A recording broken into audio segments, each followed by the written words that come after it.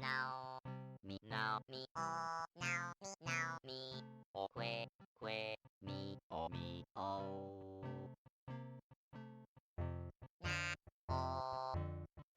na, oh, me, oh, now, me, oh, now, me,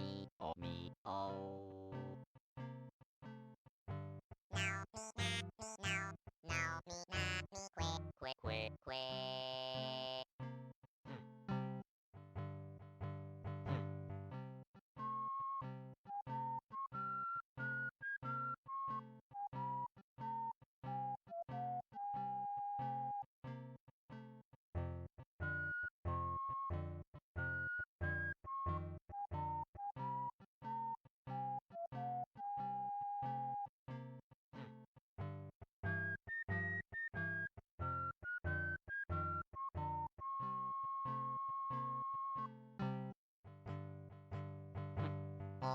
Oh, na, me, now.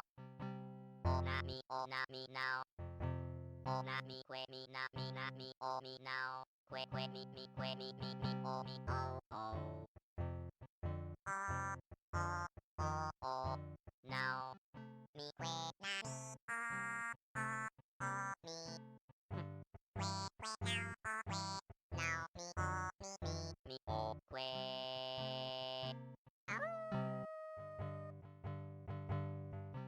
Now, me, oh, Now, me, oh, now, me, oh, me, oh,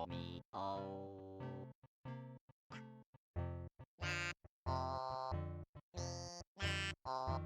me, oh, now, me, oh, now, me, que.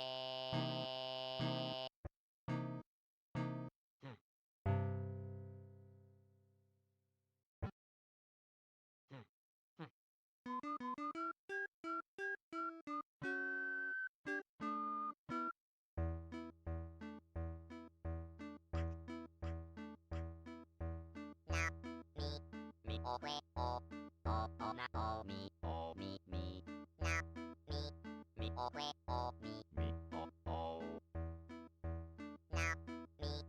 me, oh, na, me, oh, na, oh, me, oh, me,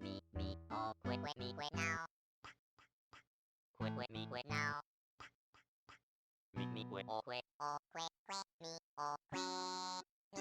me, now,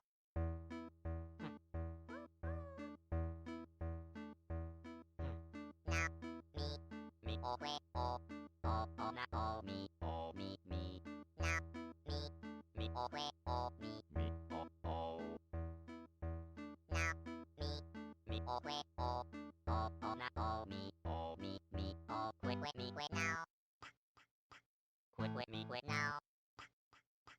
me, now, me, oh, me, oh, now.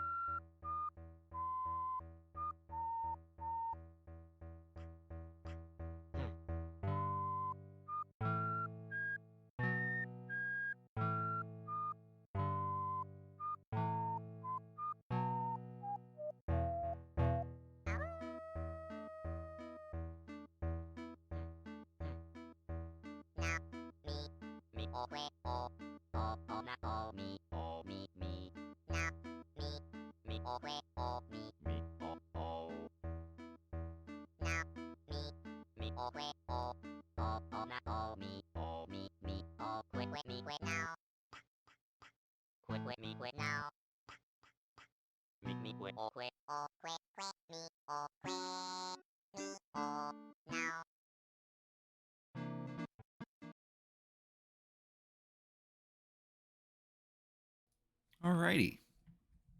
Welcome to the stream. Thank you for Cricket tuning in. I'm Cricketoon. And tonight we're going to continue on in Dragon Quest 1 and 2 HD-2D Remake. We're still in the middle of Dragon Quest 2.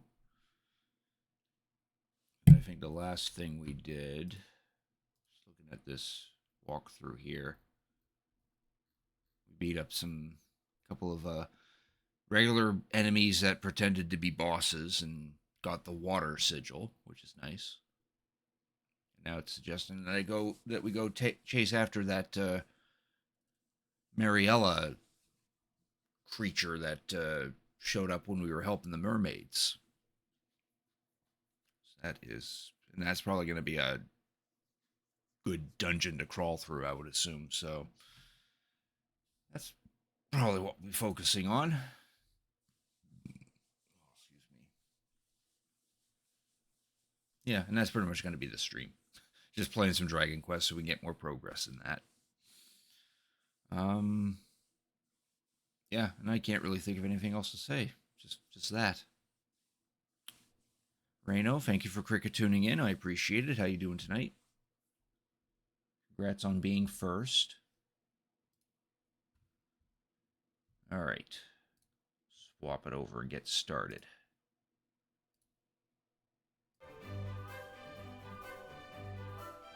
I'm doing pretty good.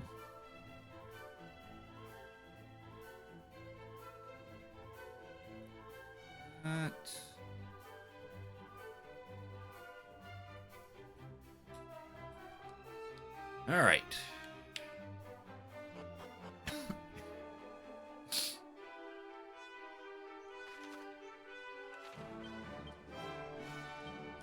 First, we're going to zoom our way back to the lighthouse.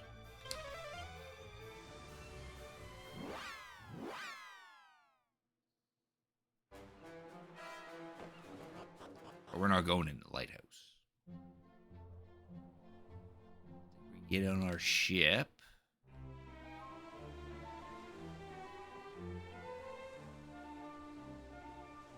We're going to go over here where that circle is in the map after we deal with these.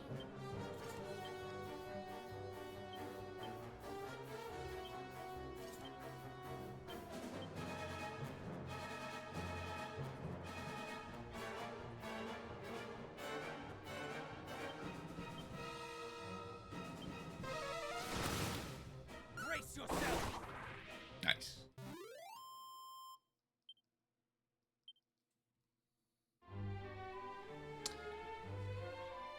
Now we're going to dive, because we now have the ability to go underwater.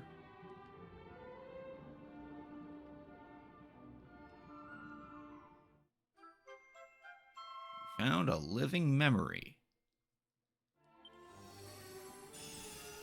Whatever could this be?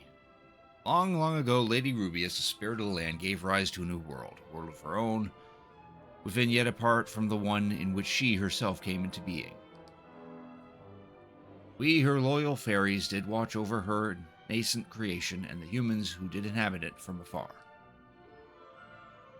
As years went by, we kept watch as countless new buds broke forth open the tree of life, burst into blossom, then withered away only to be reborn anew. Cool. The memory floats off to the fairy palace.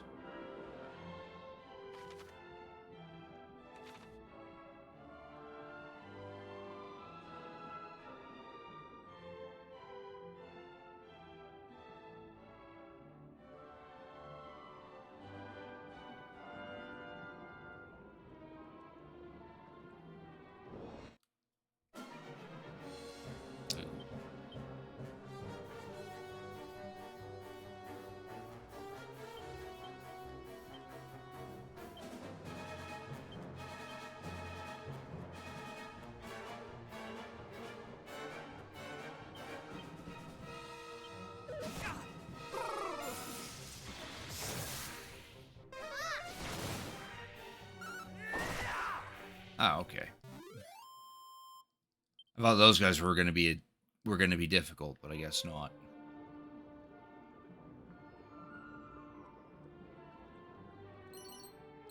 Chain whip, choker, feathered cap. Ah, here's our location. I remember these guys. These guys were actually a little tough.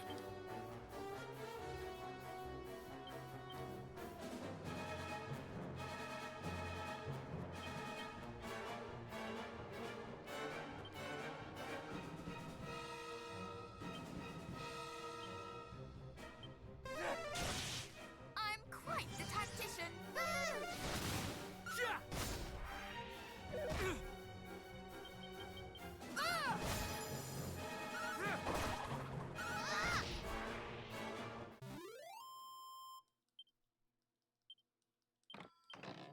Nice.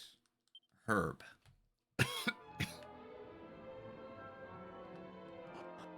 Here's our destination. The Den of Iniquity? I guess that's how you pronounce it. It's Iniquity. I don't think I'm familiar with that word. Immoral or grossly unfair behavior. Oh, okay. Iniquity. Iniquity, okay. So it's a den of bad behavior.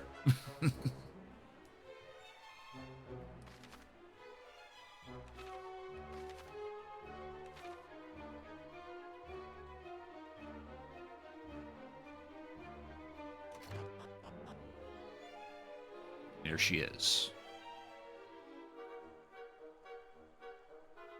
Wretches! Despicable little devils! I had thought a pretty new home within my grasp, and they snatched it from me. Forgive us our failure, milady, but if I might ask, wherefore didst thou think to abandon our current home? 'Tis passing fair, is it not? I tire of it. And besides, it's my right, nay, my destiny, to bring the entire seabed under my control. If we had made good our assault on their silly little sanctuary, we might have sent those slippery little mermaids swimming once and for all. And gained ourselves a charming little pied-à-mer besides. Oh, the injustice of it! I hate them. I hate those little do-gooders. My blood fan boils. What blood? You're literally a floating cage with a woman on top of it. I must be alone. Leave me. And lock the door tight, that none might disturb my grieving.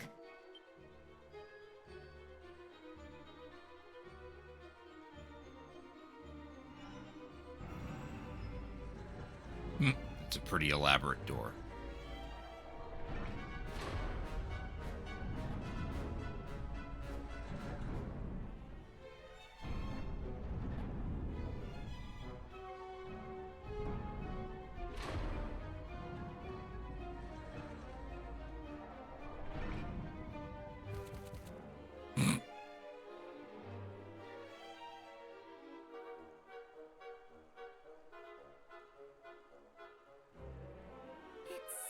We've hit the nail full square upon its head.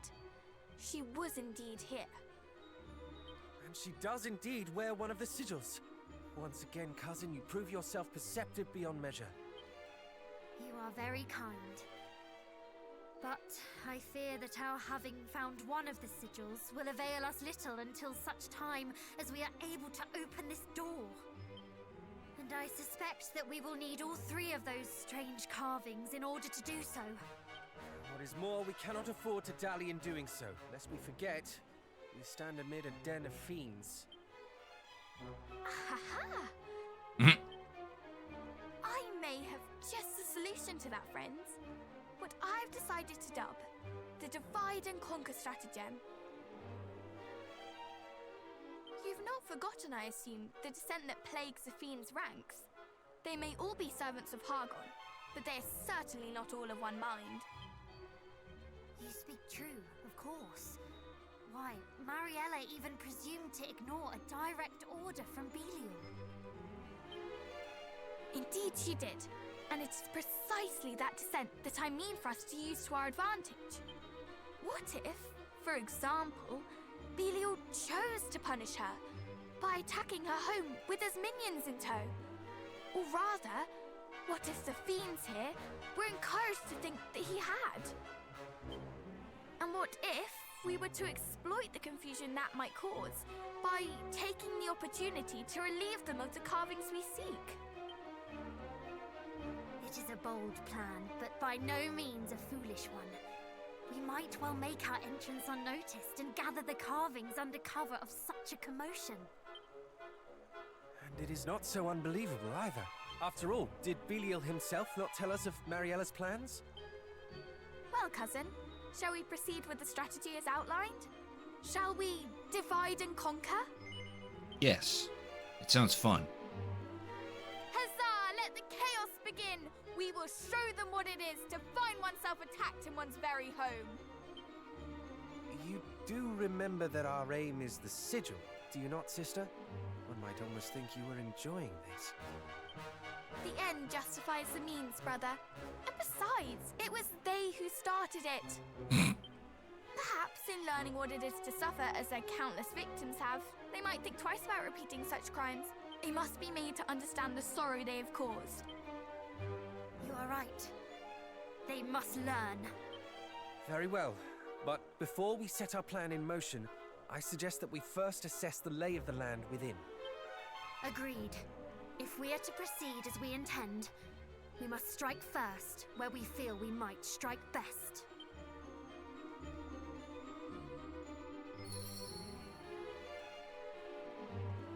Upgrade. Thanks for cricket tuning in. I appreciate it. Need to calm down. Persona 5 called and said it was missing a summon. I'm guessing one of those the lady voice actors were familiar.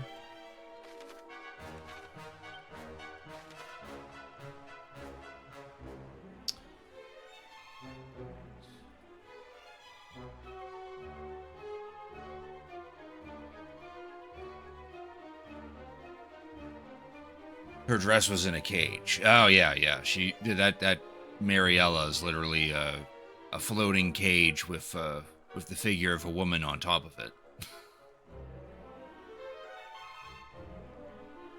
But yeah, she does kind of look like a demon from Shin Megami Tensei.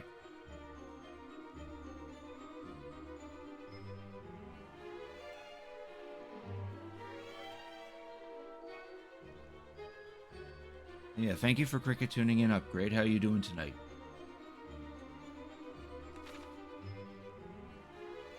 When are you gonna get to level 50 in Borderlands 4?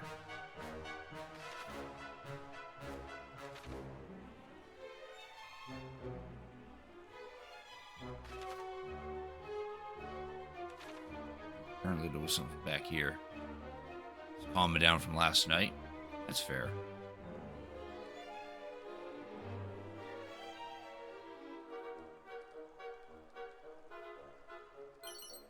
There we go. Free Cower Wing.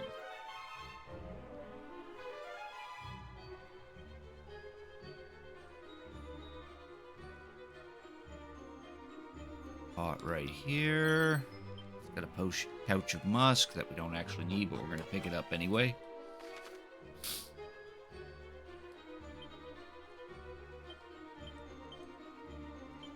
Oh, cool. It's not that big. About to boot up the system, you have a stream deck for yourself and demanding just volume and stuff. That's nice. Alright, we're gonna go down first.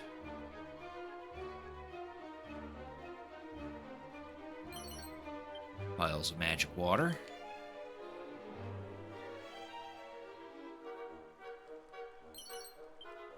Moonwort bulbs. Seed of agility. Head and eat that. Delicious seeds.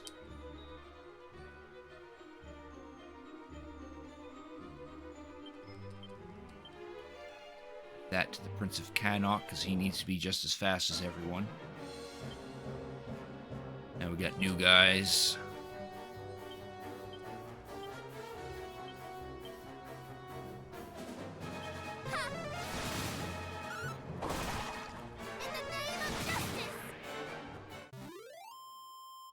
Borderlands is going to make you lose it because you're compulsive with Collect-a-Thon games. Yeah, there's a fair lot of things that you need.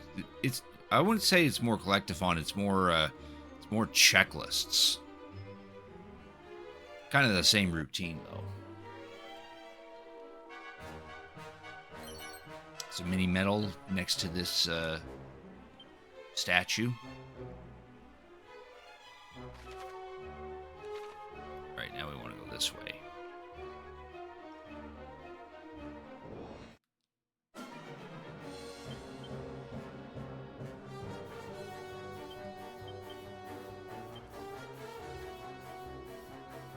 Crackdown 2 took you over a year to find the dang orbs? Oh.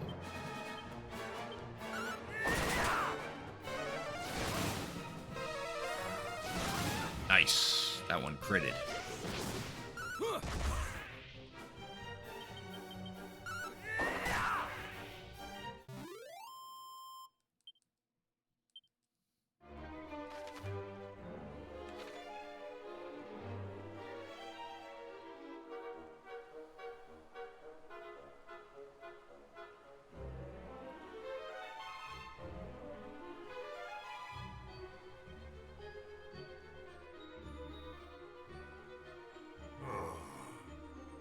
Would that I might convince the fair Lady Mariella simply to think a little more on her actions.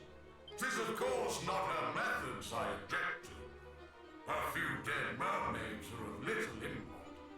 And yet, something in their execution doth trouble me mightily.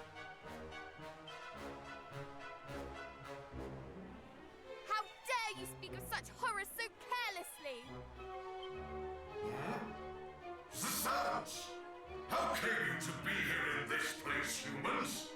This is our home, our haven, our sanctuary.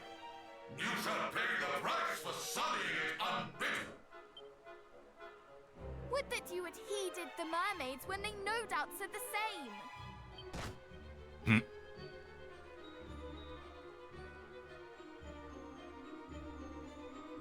Did they too cry out in indignation as you do? And what did you do in return, I ask? Pah! It mattereth not what mermaids say, nor humans for that matter. We are monsters. It seems words will avail us little here. Ha! Then let us exchange blows instead. I shall slay you all and make tribute of your corpses to my beloved mistress.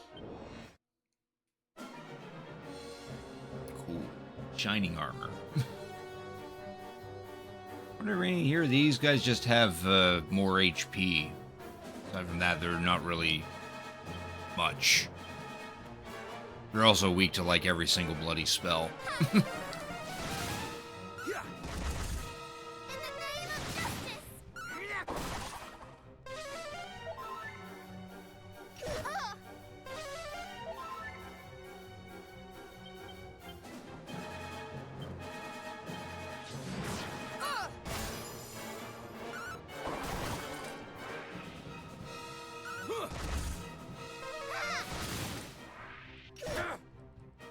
Good thing we got rid of that one that just decided to take all the attacks.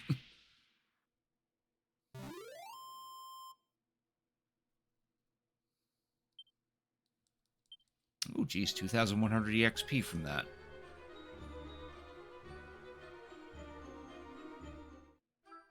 The Symbol of Spite. Probably should also point out that this dungeon that we're in is not in the NES version of the game. This whole Behold! A speaking tube! The perfect tool for our little plan, would you not agree? yeah, this whole underwater sequence with the mermaids and this dungeon that we're in, these don't exist in the NES version. This is mostly just Hi, That I would. I'll wager the Lady Mariella makes use of it to bark orders at her underlings. I suspect they added this stuff just to try to stretch out the storyline a bit, pad it out some. Then we must make the most of this chance while it presents itself. Come, brother! You shall play the part of Belial, and I shall play that of your miserable victim.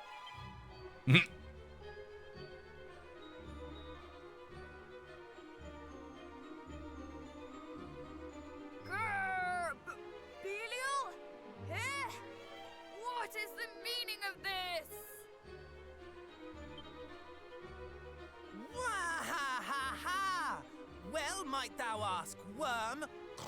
I, the mighty, nay, the all-powerful Belial, have come to crush your skulls and grind your bones to dust. And at my back stand all those who serve me. Every last one, a great mass of slavering fiends desperate for blood. Flee while thou still might. But resist or even hesitate, and not the slightest trace of mercy shall be thine.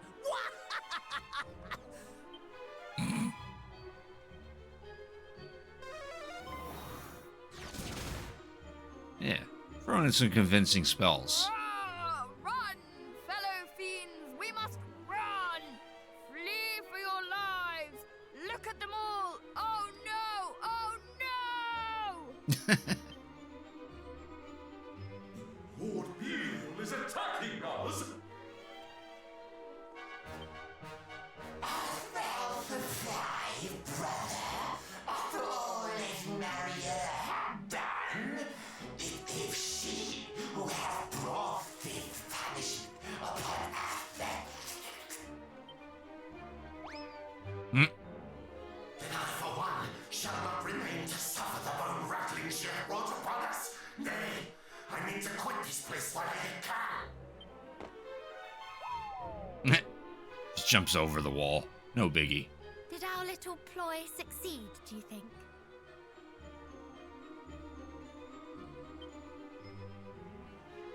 Belial, thou traitor! Thou scoundrel! This shall not stand! Uh-oh. But we shall. Hold, my minions! Do not give an inch! At least not until I have made mine own escape. You might make yourselves of this much use to me at least. Attempt to flee before me and you will regret it. Mark my words! She's truly the worst, the lowest. And yet, in so being, she makes our work very easy indeed. That she does. Surely to hear their own mistress speak so will spread yet more turmoil among the ranks. Then let us strike while the iron is hot. Yes. That's all the Prince of Mendenhall can say. Just yes.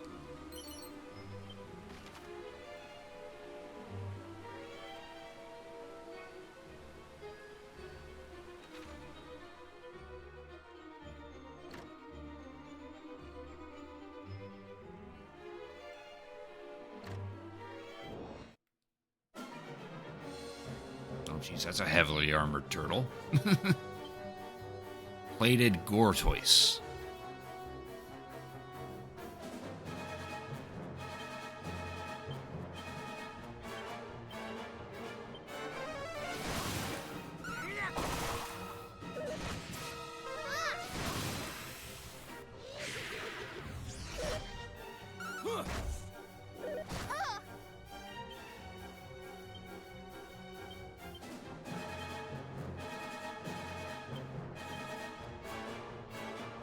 This might sting a bit.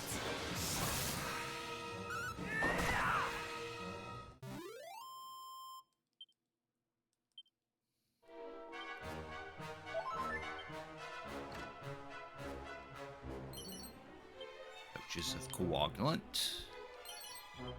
Seed of strength.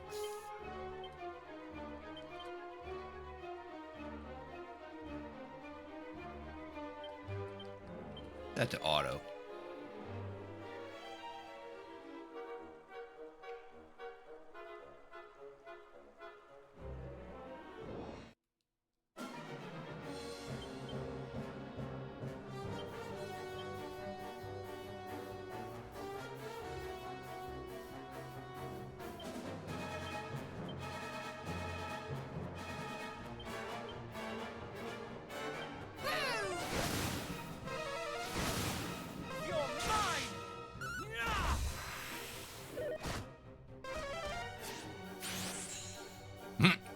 we got that off after we just spammed spells.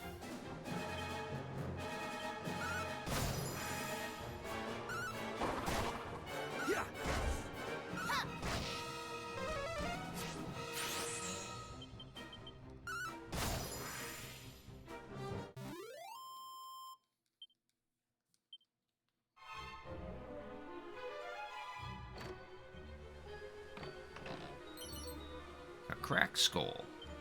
Scroll. Alright, who gets this one?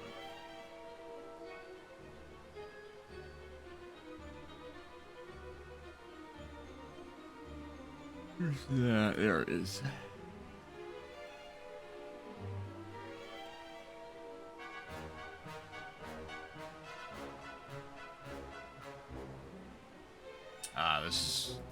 There's two of these in the game. And the Princess of Cannock already knows it. Could teach it to Aurelia, but saying it's recommended that I actually teach it to Otto.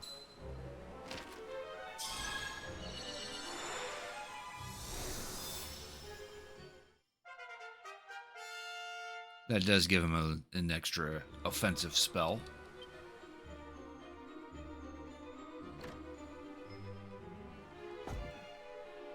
The switch is now activated.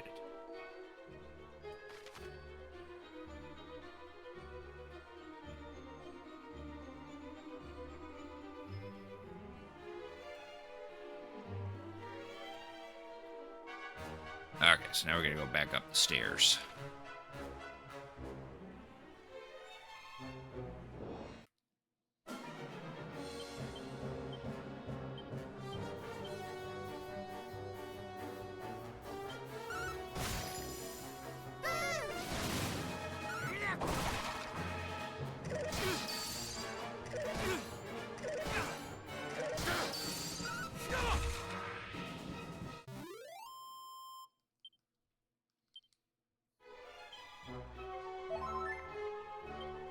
Wagon Quest.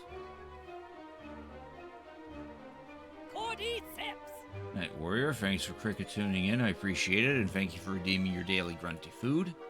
You got a cordyceps.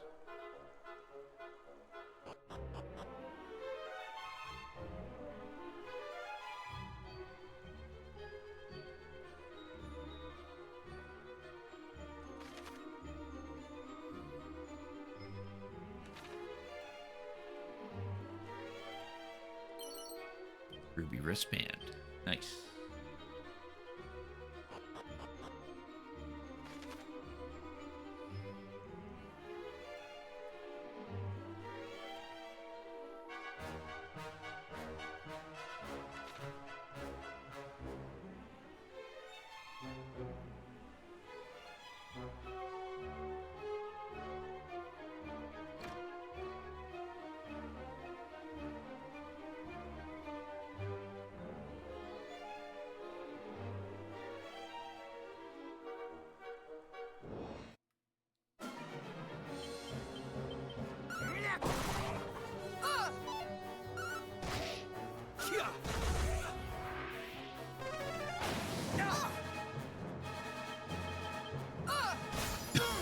I'm doing pretty good. How about you?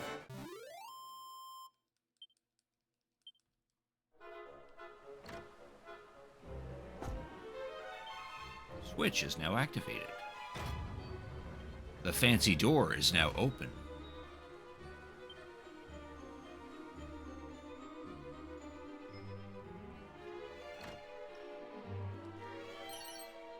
Hazelnuts.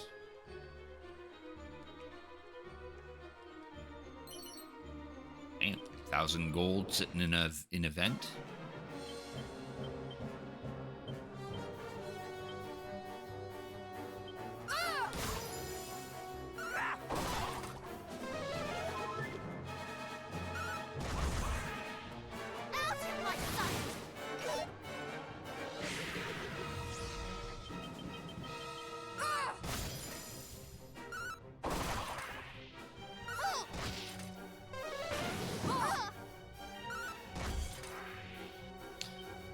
wake up early for class tomorrow, and I'm looking forward to getting up. Yeah, I'm not much of a morning person myself. Numerous times where I'm like, oh, I'd rather just stay in bed for like another hour or two.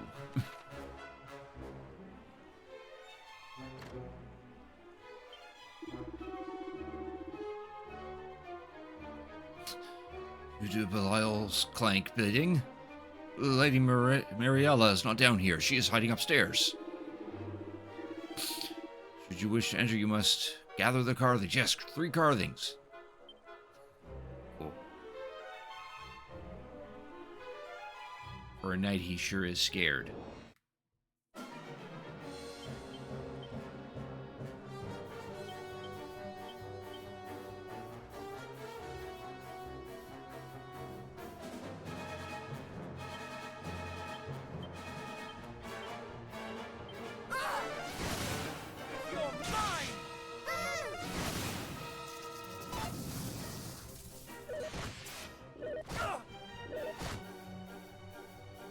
Oh, that's lovely.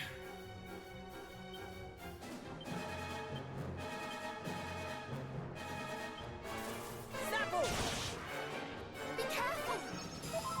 Bless you.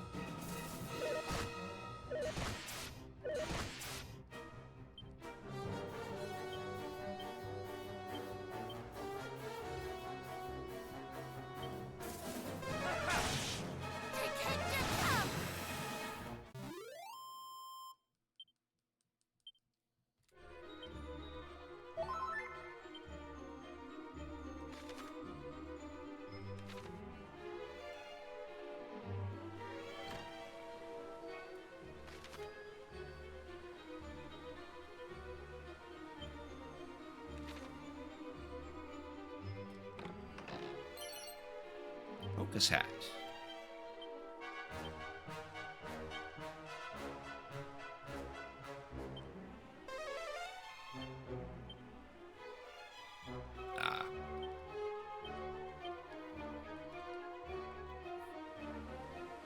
Increases resisting having your spells sealed.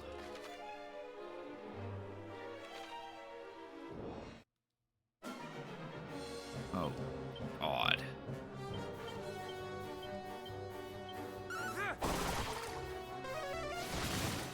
It's a lot of skeletons with multiple arms.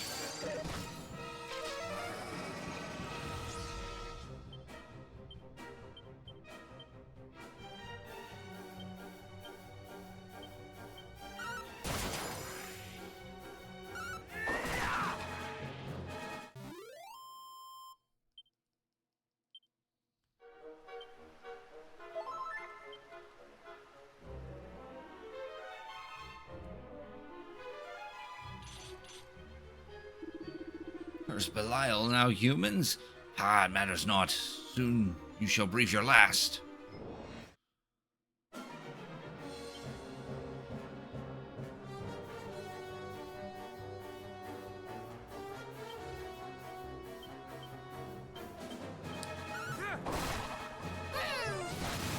Another group of enemies that just have a bit more HP.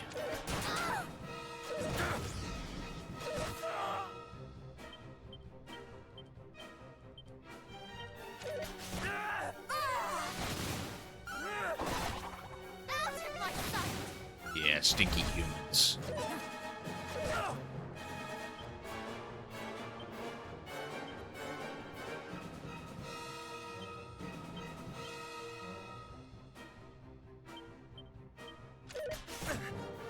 Of course. One of them just had to get a quick pinch in before everyone took their turn.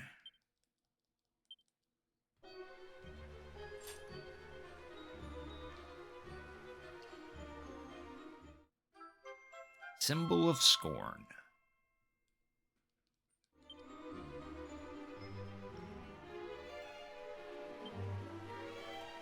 Oh, okay. Otto didn't die. Interesting. he clearly died. What? I don't have this set on anything, do I? No, you're on Dragon Quest.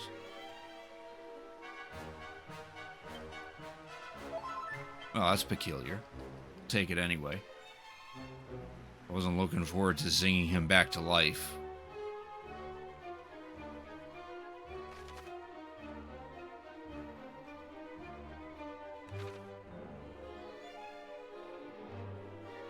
Oh, it's another one.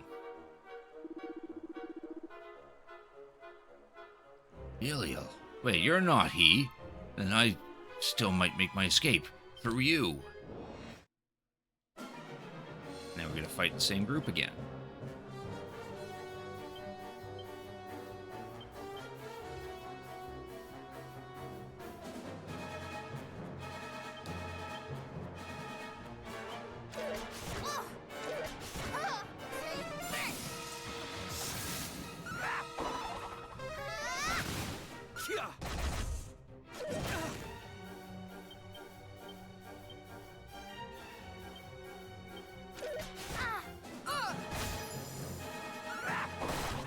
Be careful! Thank you very much.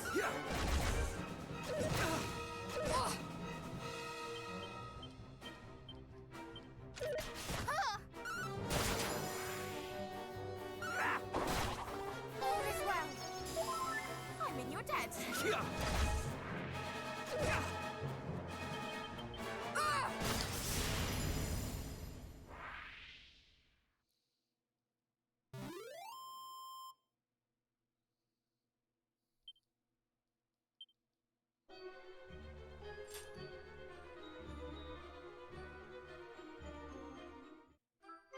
Symbol of slyness. Otto is legendary, he can't die. True.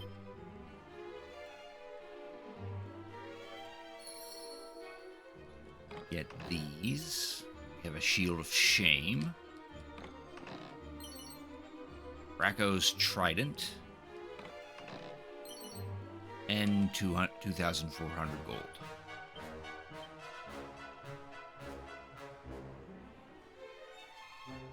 Have that on. So first we gotta compare it with this. Oh, it's like 10 whole points.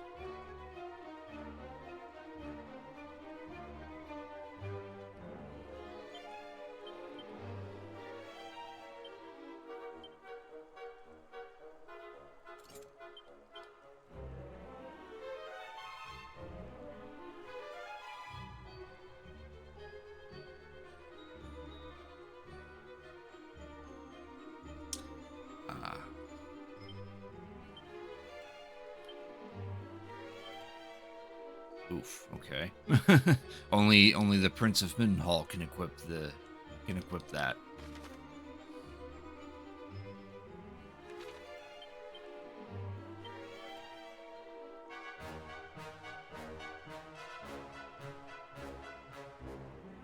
Lessens the pain felt from any attacks that hit the wielder, but dumps the brunt of the damage on an ally. Halves the amount of damage taken by the wearer, but that damage will be inflicted on another party member instead. Ah. It's cursed. I mean, if we equip that to the Prince of Canuck, it won't have an effect, but risky.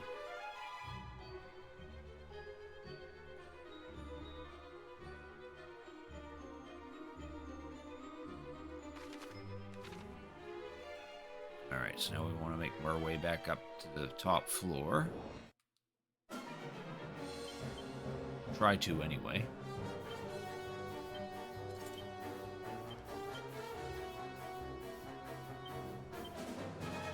Goodbye.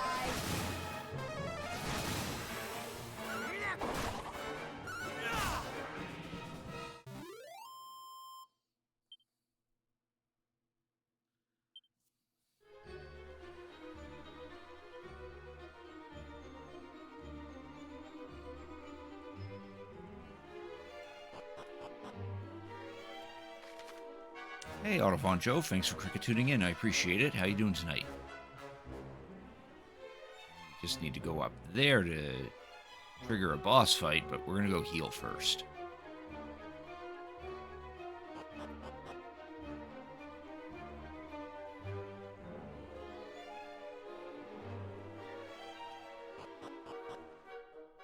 I'm doing pretty good.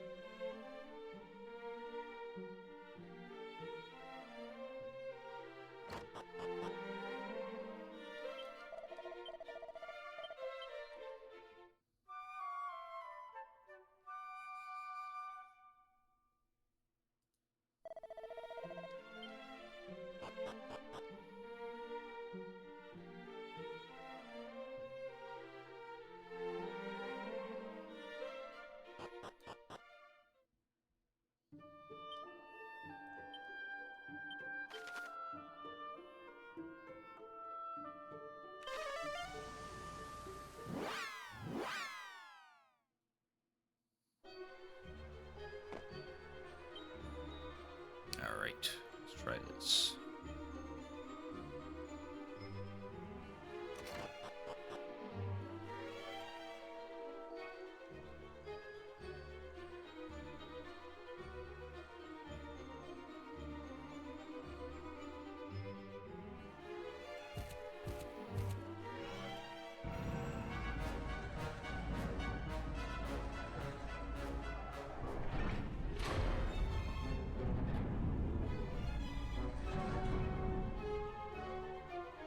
The door cracks open.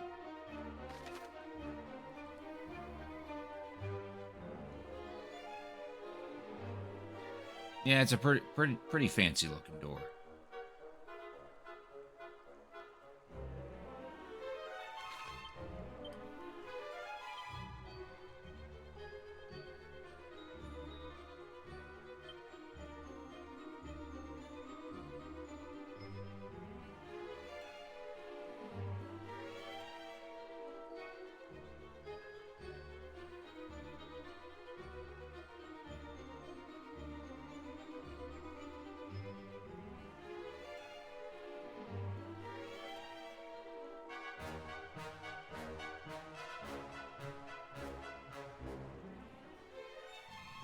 Excuse me.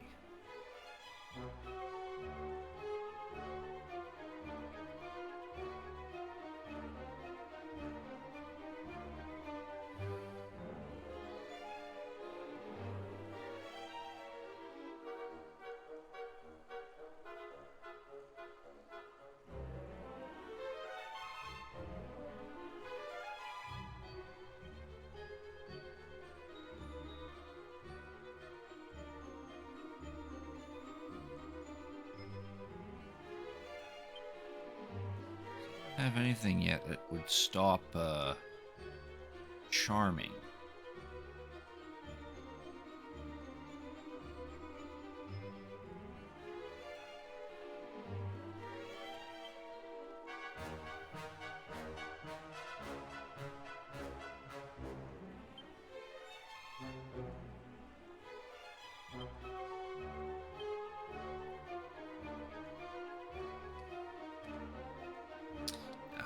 We'll just gun it. We'll see what happens. Oh me, oh my! I must hurry if I'm to pack all my precious treasures and make my escape! This, and this most certainly! My pillows, oh, my beautiful blankets, my... You care more for your belongings than those who serve you. Is it any wonder they desert you? Huh? Whence did you excrescences spring? And where is Belial? And what is the meaning of this? It was all a lie, designed to sow confusion among your underlings. What? And now, they are all gone, leaving you alone and exposed.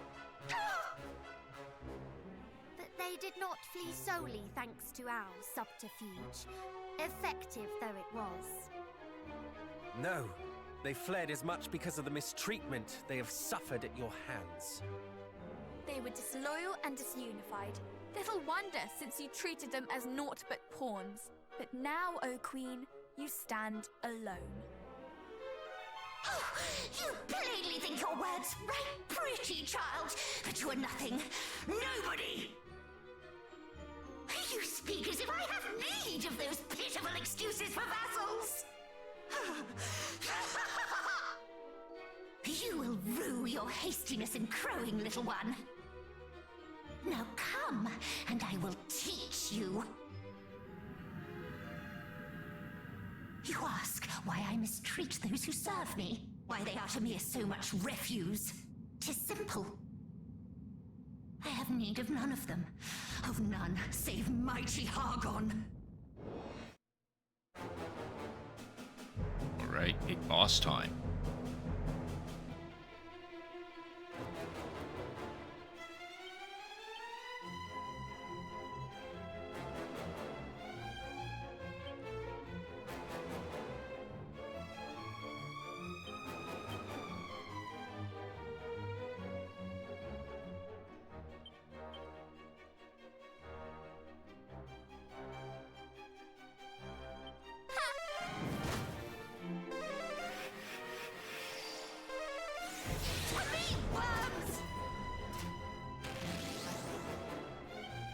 Ah, so she actually summons guys.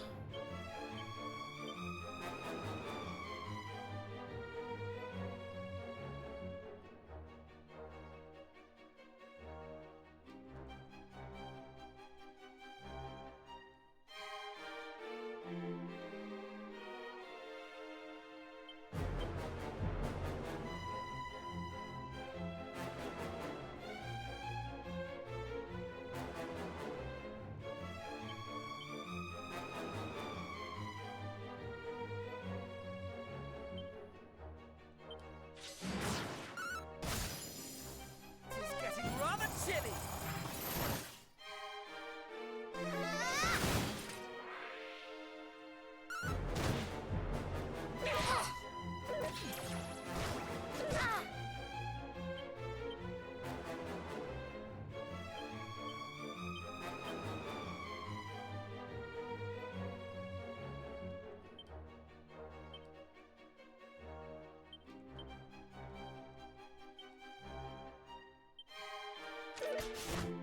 How's that?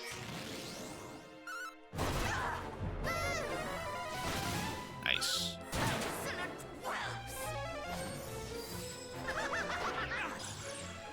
I think she just triggered.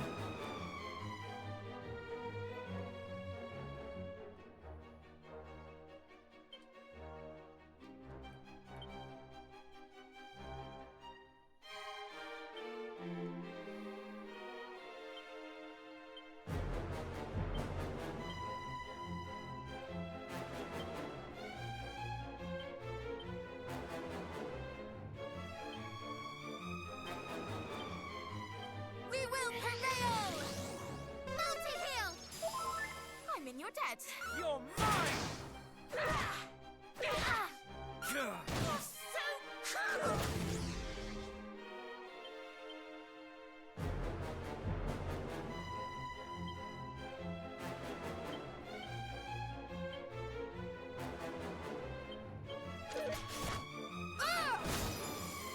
All is well. Thank Bless you you. very much.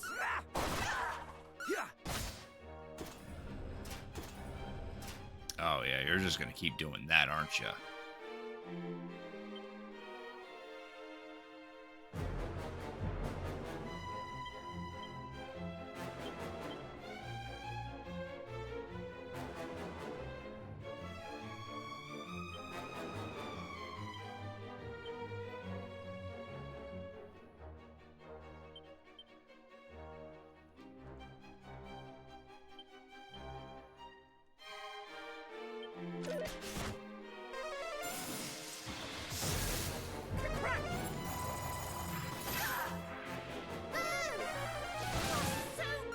Not bad for children!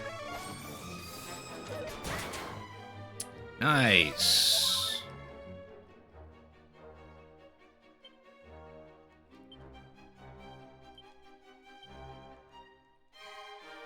Better fucking work.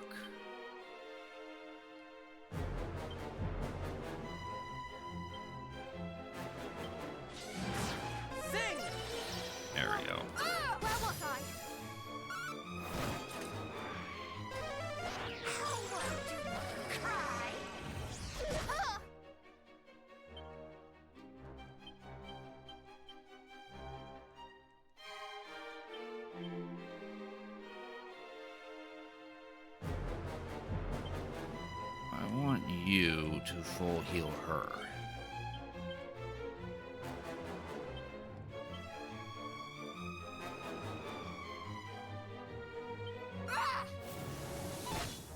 Multi-heal! Thank you You are very too much. kind.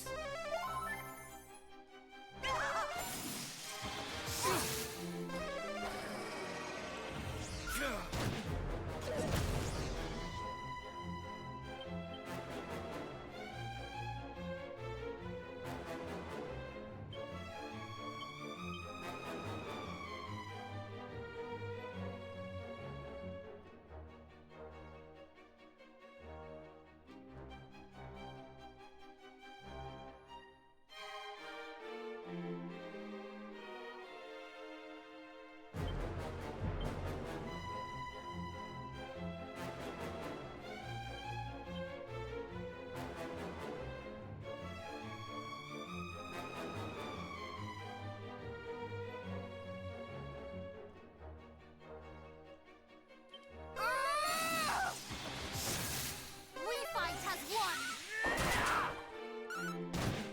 Do your worst! Do your worst!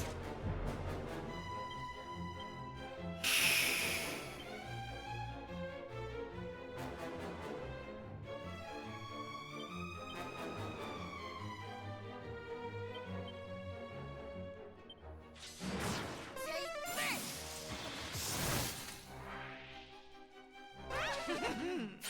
Oh, now she finally bounces. This won't end well.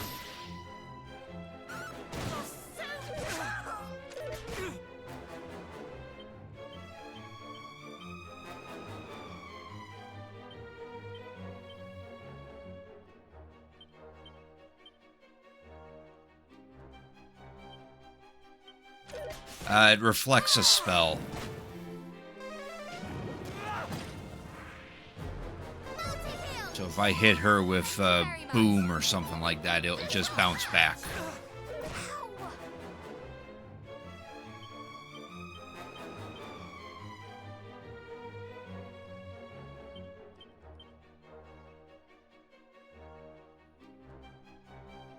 As long as I don't target her with a spell, we're good.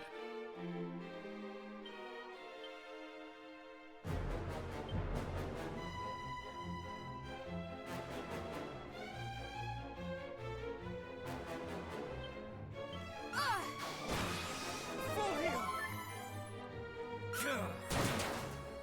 Oh, she's gone.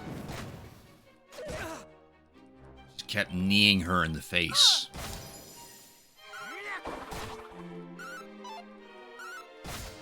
I'm just gonna get rid of this guy. That's quite enough. Playtime is over.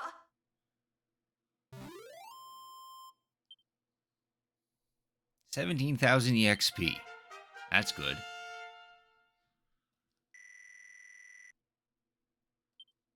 Now knows multi-fists. That probably could have been handy.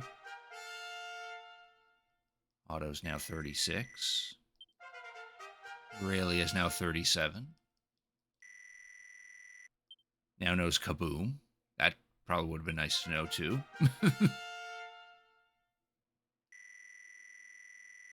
Lucretia's at 36. I yield! I yield! You are troublesome indeed for mere children. All this talk of little ones, of children, does our being so upset you? Aye, that it does, little one. You are children and should behave as such. You should by rights be meek and pliable and easy to kill. We were all these things and more when first our journey began. But we have been through much since then, and gained the support and encouragement of many besides ourselves. And in so doing, we have grown strong, stronger than our years might suggest. There is no hardship we cannot endure as long as we are together. Hold your tongue, child, lest your silver spoon crack a tooth. Silence, witch! Hand us that stone that is pinned to your lapel. Do so, and we might yet spare you. This old thing? 'Tis merely a rock, child. Do you truly seek such trifling power as this? Can she truly not know? Is there yet more that was shared with Atlas and Belial, but not with her? Relinquish the stone, and we shall see to it that you come to no harm. You have our word. Oh, do I now? A lesson. You must take the things which you desire, and if necessary, be prepared to kill in order to do so. If not, how is anyone to know that you truly desire them?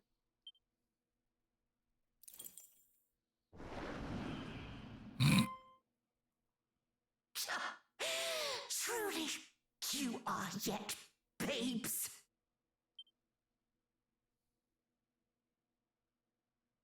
Oh, she escaped us once again. Well, I mean, you did offer to spare her life in exchange for the stone that was on her dress. Of course she's going to escape. Perhaps she spoke true. Perhaps if we truly desired the sigil, we would simply have cut her down and taken it. What? Surely you jest. To strike down a defeated foe and engage in thievery into the bargain? I could never do such a thing. She seemed nice for an evil witch. Perhaps. But you, cousin? Is this truly the path we should have chosen? Nah. Yes, good. She had yielded. It would not have been right. But she had not truly yielded. She simply found herself at a disadvantage. It matters not. What matters is that the sigil is ours. Let us take solace in that for now.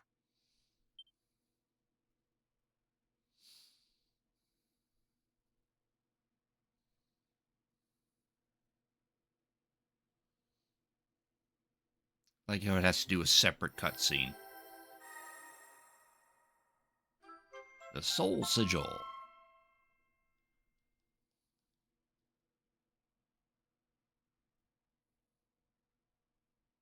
We still got one more sigil to We get. actually did it. Indeed. That Oh, was no. the final sigil. That was the final sigil, apparently. Good. A job well done, if I do say so myself. I suppose we ought to pay the fairies a visit then. Yes, let us make for their palace. And with that in position, the Soul Sigil increases our maximum HP. And if our character's HP is below 50% and we hold down a button while activating certain spells or abilities, they will change into a much stronger version.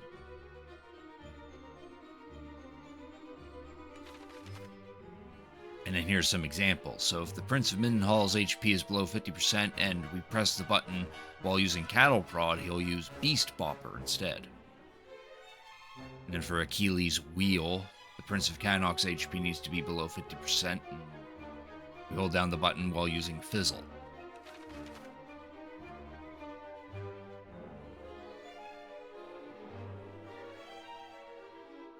And there's also worth remembering that you don't necessarily need to be below 50% HP to activate them. Yeah, I think the other condition is that if you use a certain spell or ability prior to using whatever spell or ability you're going to use, that will also trigger the improved spell. If I remember from Dragon Quest 1.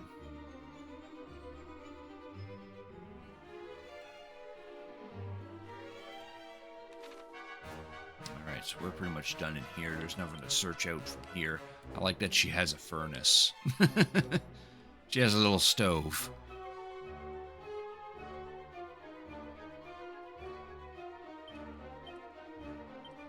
Alright, we're zooming back to the fairy palace, I believe.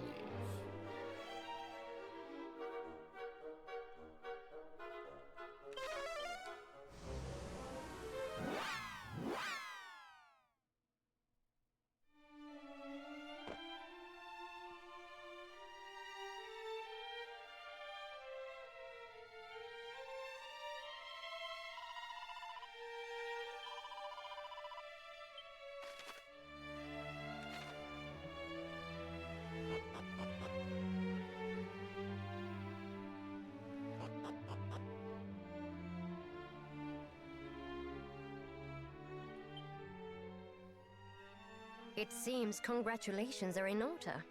Obtaining all 5 sigils can't have been easy. However, you are more than up to the challenge. You have done your bloodline proud.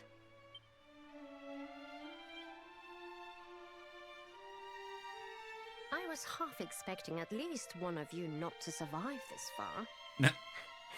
Well done for proving me wrong, I suppose. Well, technically the Prince of Cannock and the Princess of Moonbrook did kind of die along the whole way, but Now, yes. It is only a matter of time till you awaken Rubis and put an end to Hagen's tyranny. But of how much time? It sounded as if we had a lot more to do when last we spoke. I wouldn't say a lot more. In fact, you're but a few short steps away from rousing Rubis. The first of which is to find the fairy flute. It is the only instrument in this whole wide world that has the power to reach her in her slumber. Where will we find this flute? Precisely where your ancestor left it. Erdrick used the same flute to awaken Rubis from her last slumber all those years ago. Apparently, he dropped it off in Cantlin when his work was done. Then we are to follow in Erdrick's footsteps. Indeed. Let us make for Cantlin. Once we have procured the flute, we shall at last awaken Rubis. Not quite. You'll need to dispel the barrier of light that surrounds Rubis first. But we can discuss that when the time comes. Yeah. Why not now? Because, unless I'm mistaken, you cannot yet fulfill the very purpose for which you would awaken her.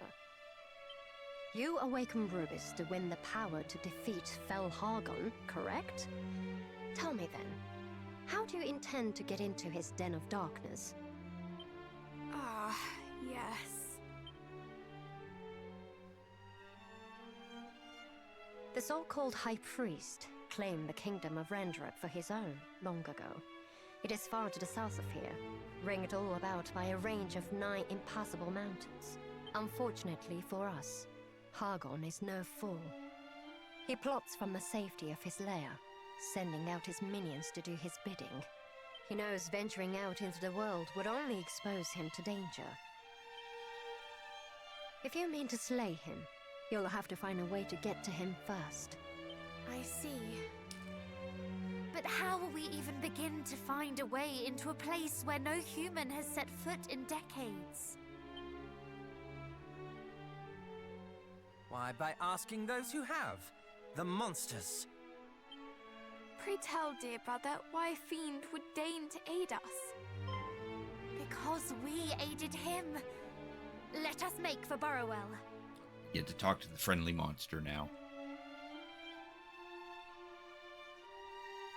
Then it seems your destinations are decided. Best of luck out there. May this help you on your journey.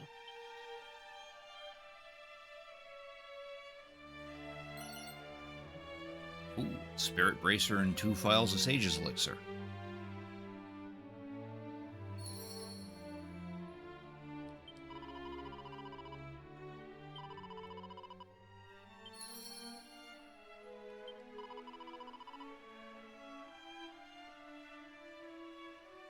And we've only met Belial and Mariella. Still haven't met Atlas or Pazuzu.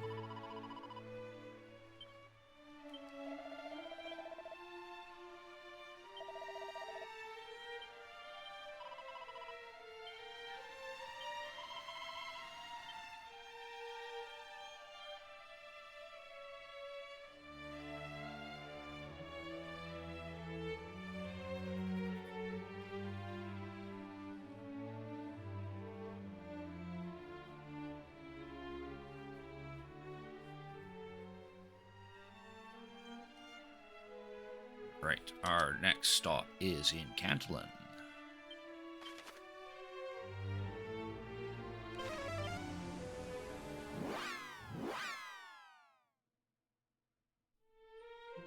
As we enter,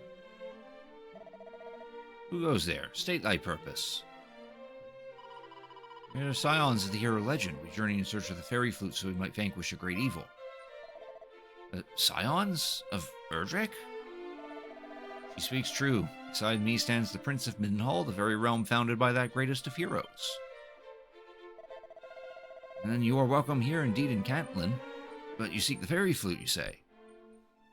You do not seem over keen to relinquish it.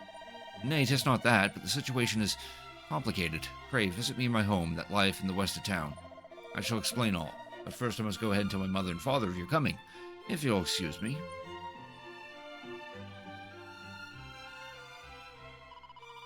Since that the retrieval of the flute will be no straightforward task.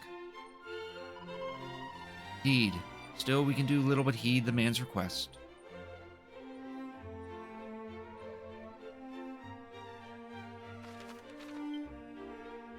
And I'll do a quick nap at the inn. Only mostly dead.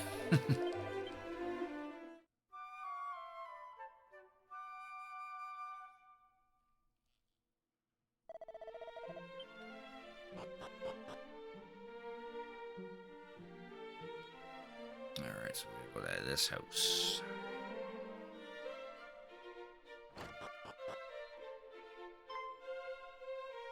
Sup? Forgive us. The flute is no longer to be found here in Cantlin. Our shiftless ingrate of a son did abscond with it. He speaketh not of me, nay, 'twas my fool of an older brother.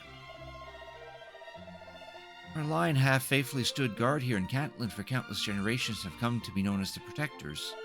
It is our sacred duty to watch over the great gate and the flute upon which the very hero of legend himself did play.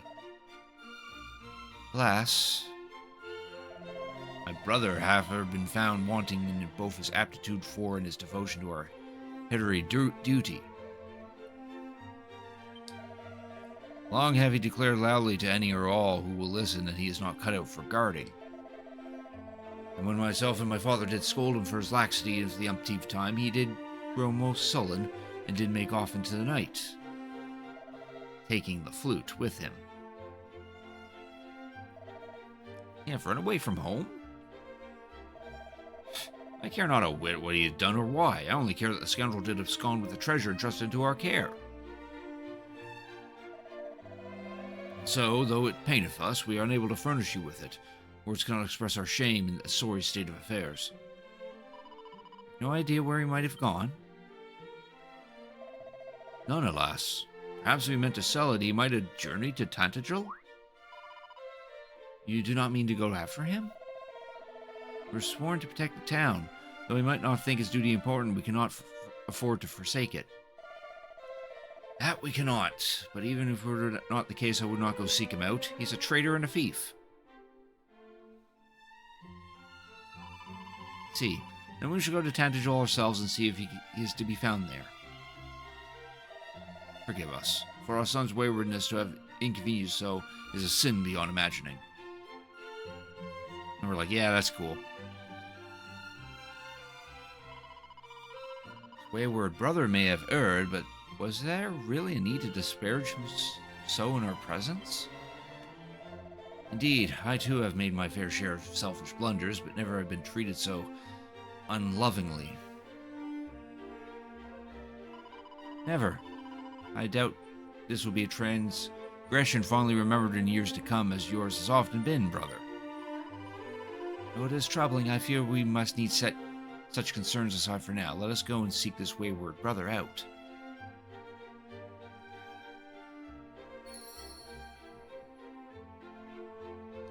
Alright, so now we're gonna head to Tantagel.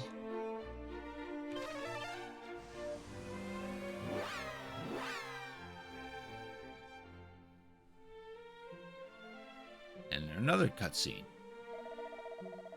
How will we begin our search for the fairy flute? We have no idea what the chap who took it looks like. And that is assuming that he hasn't sold the bally thing already. I suggest we seek an audience with the king. If anyone should know of unusual comings and goings in Tantagel, it is he. Yes. The monarchs of the realm have certainly served us well thus far. Well, let's continue to enjoy their favor. Alright. Let's go talk to King Lorik.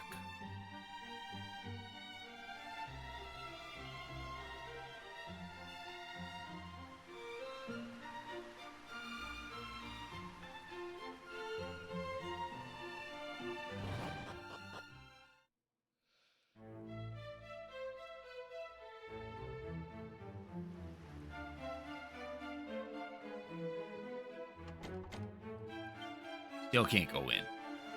Need the ultimate key. Oh. My apologies. What madness, Bethesda, the protector of Catelyn? Protector of Catelyn? Then you're the one we seek. Came here in search of you after speaking with your family. Oh. Hey, stop absconding! How dare he abscond like that?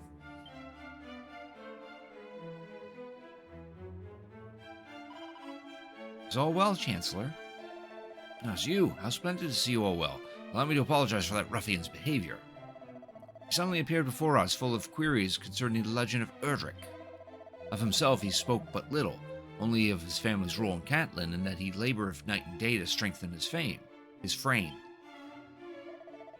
I hazard he draw of inspiration from the feats of your ancestor and seeketh to make himself a hero ere long. It would explain why he did so interrogate his majesty as to all the distant towns and perilous locales to which Erdrick once ventured. With his questions answered, he took his leave, most hurriedly as you witnessed. To tell it true, it seemed ill at ease from the moment he arrived here. And though he came bearing the fairy flute, his reticence to produce it before his majesty was passing odd. And he had not sold it as we feared he might. Nay, it was his possession of the flute that convinced his majesty that he was indeed the protectors of Catelyn. Ever since the visit of thine impostor, princess, we've been most careful to confirm our guests' identities. Though he did produce the flute ere long, the lad was clearly discomfited in so doing. Did he mention aught of his next destination? No, though I would wager good coin that he is bound for Cole. The boy became awfully animated upon learning that is where Erdrick discovered the flute. As where we, too, must go if we're to apprehend him. Were we not simply planning to petition him to lend us the flute a while? Oh, is that so? Then prithee, do not let me detain you any further. You must needs be after him post-haste. His Majesty and I wish you the very best on your travels. Our thanks to thee and thy king. Alright, let's go to Cole.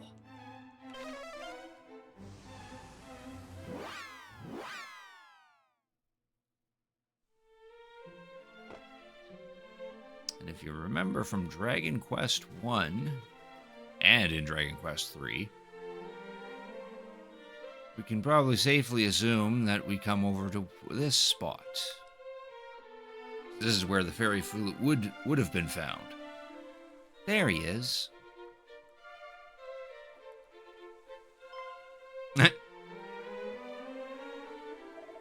He ever in a hurry? Well, then what are y'all waiting for? After him. No need. He dropped it.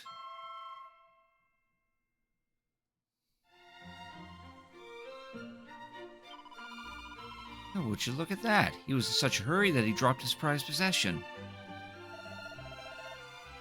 Oh, goddess. It's gone, the fairy flute. Where could it be?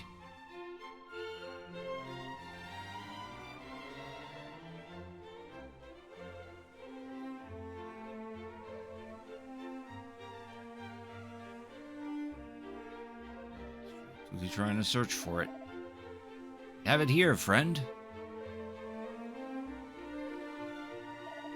You again. We are descendants of the hero and travel the realm as he did to save it from darkness. To this end, we would borrow the fairy flute. Should you be willing to lend it, that is. Do you mean to say you are of Erdrick's bloodline? Incredible. Then I stand before the champions of our era. Please, you flatter us.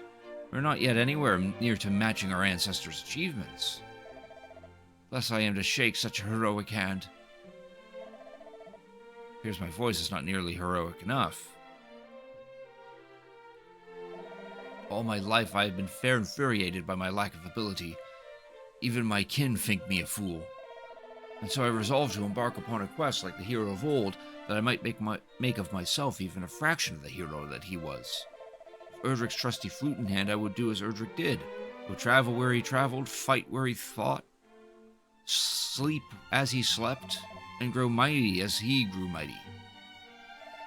Yet I find myself completely unchanged. I have journeyed from Tantagel to Cole and gained naught but sore legs and a hungry stomach. I am no less useless than when I first set out.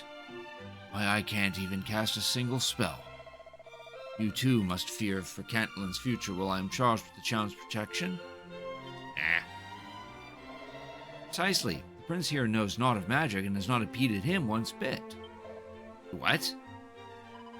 It's true. Our cousin has no talent for magic, yet he is the strongest of all of us when we set out on our quest. Fondly I recall trembling with fear at the sight of a single slime.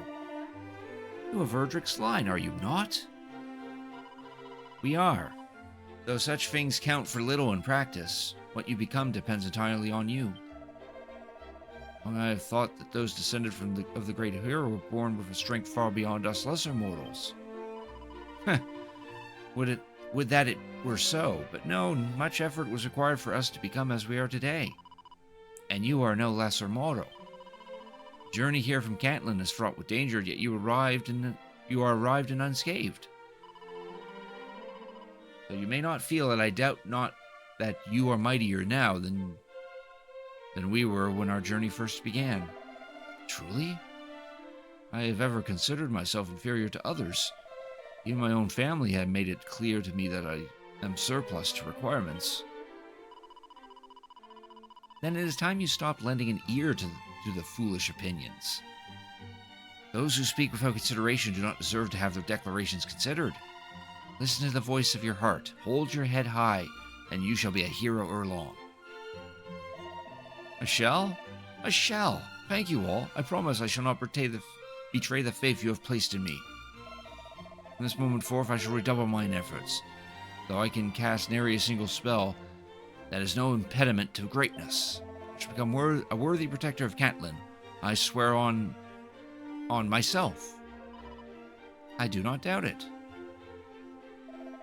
Pray, take the fairy flute. It will be safer with you than I. I brought it with me in the hope that it would bestow unto me the same strength that the great hero once possessed. But you have disabused me of this foolish notion. His strength is earned through effort, not crude imitation. Well, I'm delighted we were of help. Allow me to wish you well on your travels, and may we meet again in Cantlin.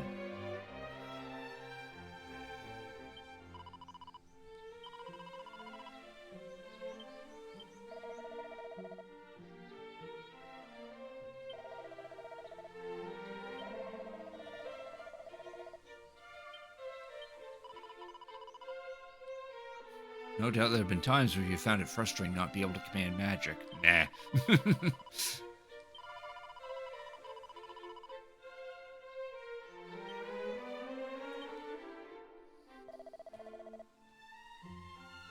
I am of a mind to continue following Erdric's footsteps.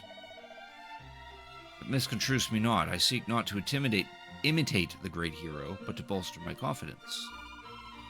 Splendid idea. One would struggle to do much at all if one does not believe in oneself. Aye, it is my hope that by this I might one day have the mettle to speak candidly with my kin. After I apologize for taking the fairy flute without permission, of course. Good. It's always best to air these things out in the open, I say. I will pay a visit to Erdric's grave before I venture forth in earnest, that I might receive of his blessing before I depart. Farewell for now, brave heroes.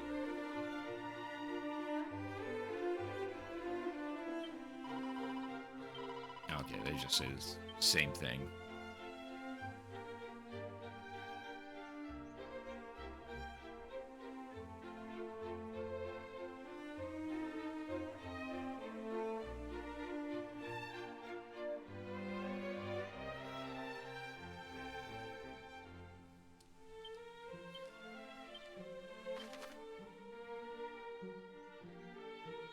We're going to take a quick little visit to Erdric's Hollow. That's where that guy said he was going.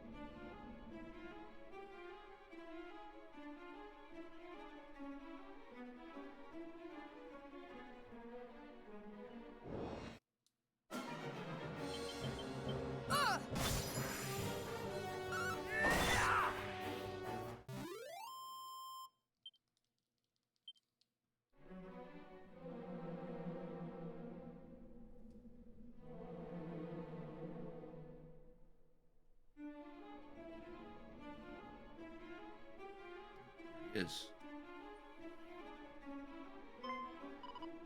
Are you hurt? No, not at all. Pray, do not worry on my behalf. It's merely resting my legs. It was a long and arduous journey, for me, I mean. I expect it was rather easier for you. Of course it was, for we are 4 and you are but 1. What you have done is far more impressive. Please, thou needest not flatter me. And I do not. To adventure alone is no mean feat. Hear, hear. When I think about the deeds of our heroic ancestor, what always impresses me the most is that he achieved them alone. Though we share his blood, you likely understand how he felt far better than we do. The struggles of a lone hero. Thank you all. You're quite right.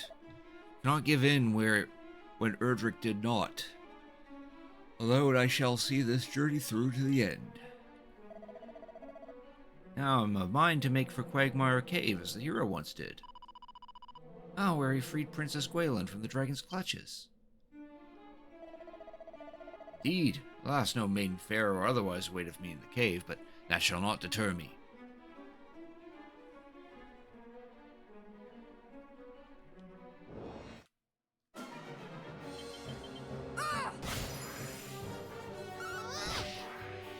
Invisible egg. Otto, thanks for redeeming your daily grunty food. You got an invisible egg.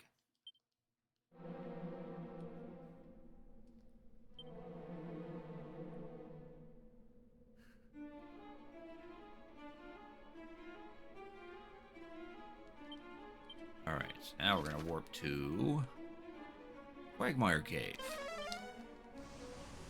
Of course, we're gonna go like the very end of this stupid cave.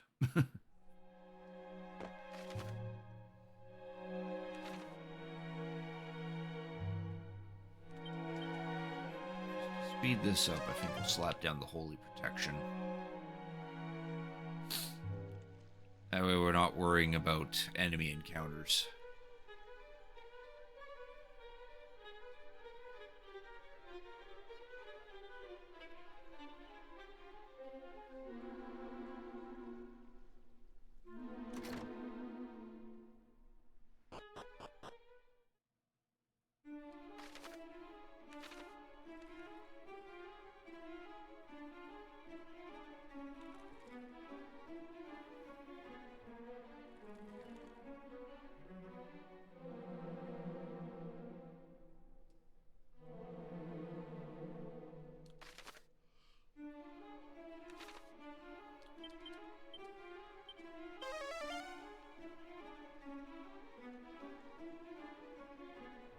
Who will slay them now? Oh, I'm sure another adventurer will come by and slay them.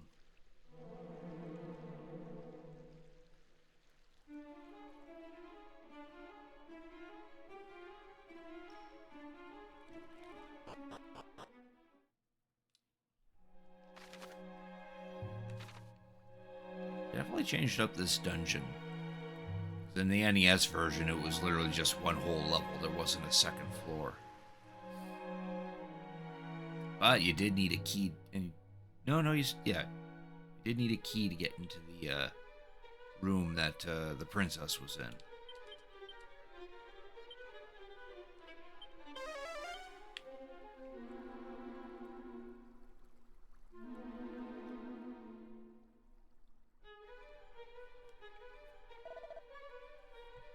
Minus, I am no hero.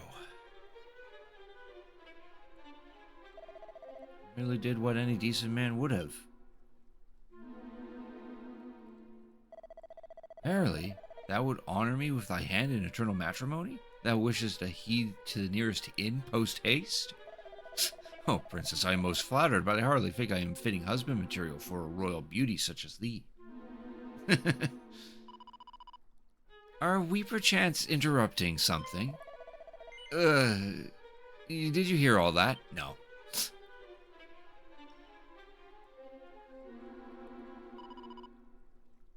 Indeed, I too heard not. We only just arrived after all. Did we not, Cousin Otto? I fear your ears might be blocked, cuz.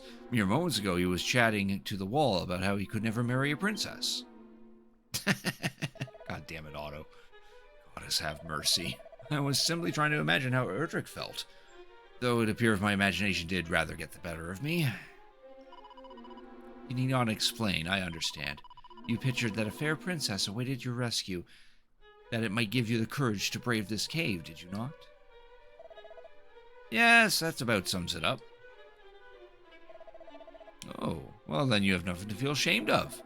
This act of imagination of yours is not something to be cursed, but something to be celebrated. You also do not appear nearly as fatigued as last time we met. Seems you are growing in strength. Never before have I been complimented for it, nor for my tendency to engage in flights of fancy. Indeed, my brother has oft mocked me ruthlessly on both counts, especially the latter.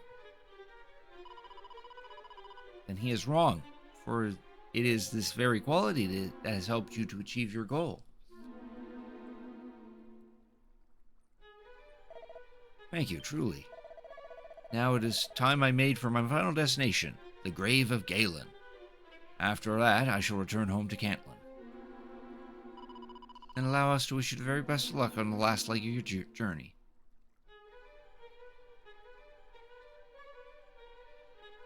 Fortunately, we can't go to the grave of Galen just yet, because we need the ultimate key to progress within it.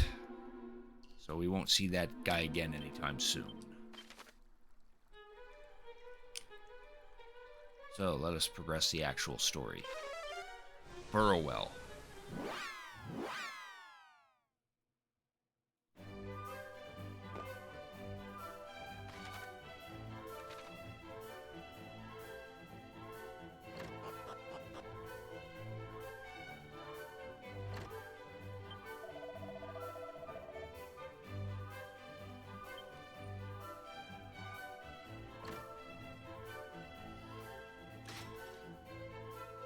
Talk to our monster friend.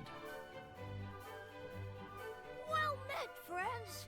It's so lovely to see you.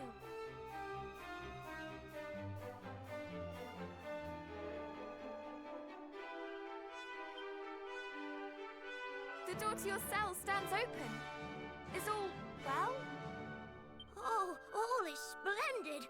The villagers have decided that I need no longer be locked within it, but I am so surpassing fond of it that I have decided to stay. It is no longer a cell, but a home. My home. Aww. Is that so? It seems the townspeople continue to make you welcome.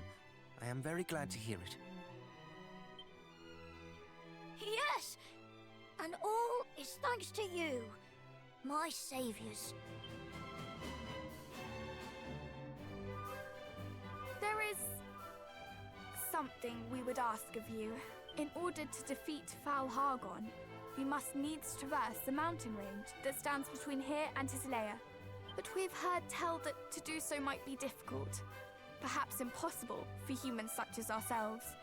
We wish to ask if you might know of a way. A way for humans to reach Hargon's dwelling place, you say? Oh, I suppose I have never really thought about such a thing before. Is aught the matter? You seem rather quiet. No. It is simply that Not so long ago, I advocated for your removal. It does not seem right to simply walk up and cry good day. Oh, please, there is no need to be so careful on my account. In truth, I have come to see the reason in your argument since my incarceration here. To lose one's home, one's most sacred place, must be both terrifying and saddening in equal measure. Measure. Why, if Burrowell were to fall, I fear I would struggle to go on living. And I have lived here only a short while. To lose the home in which one was born and raised must be... Oh, I can hardly imagine. I do not hate you. Not any longer. I only hope that you do not hate me. I don't suppose we might ever become friends. Of course we can. Can we not? I fear it is not quite so simple. My kind, we did unspeakable things to yours, and I did nothing to stop them. Yes. But I, in my turn, wish to punish you for crimes you yourself did not commit. We are no better than one another. Perhaps not. And perhaps this explains the awkwardness between us. No matter what we speak of, all we can think to say to one another is sorry. What if you were to treat me as something of a confidant? In sharing our thoughts and fears, in helping one another, perhaps apologies might turn to thank yous. And in time, even to friendship. Does that sound like something you might like? This monster's pretty smart. Oh, this warms my heart indeed. And in order that the first thank you might come sooner rather than later, allow me to seek out a way for you to cross the mountains. Thank you. But we must do something for you in return. Please, name it. Me? Oh, well, I know that this was my idea, but nothing springs to mind. I suppose I'm quite content.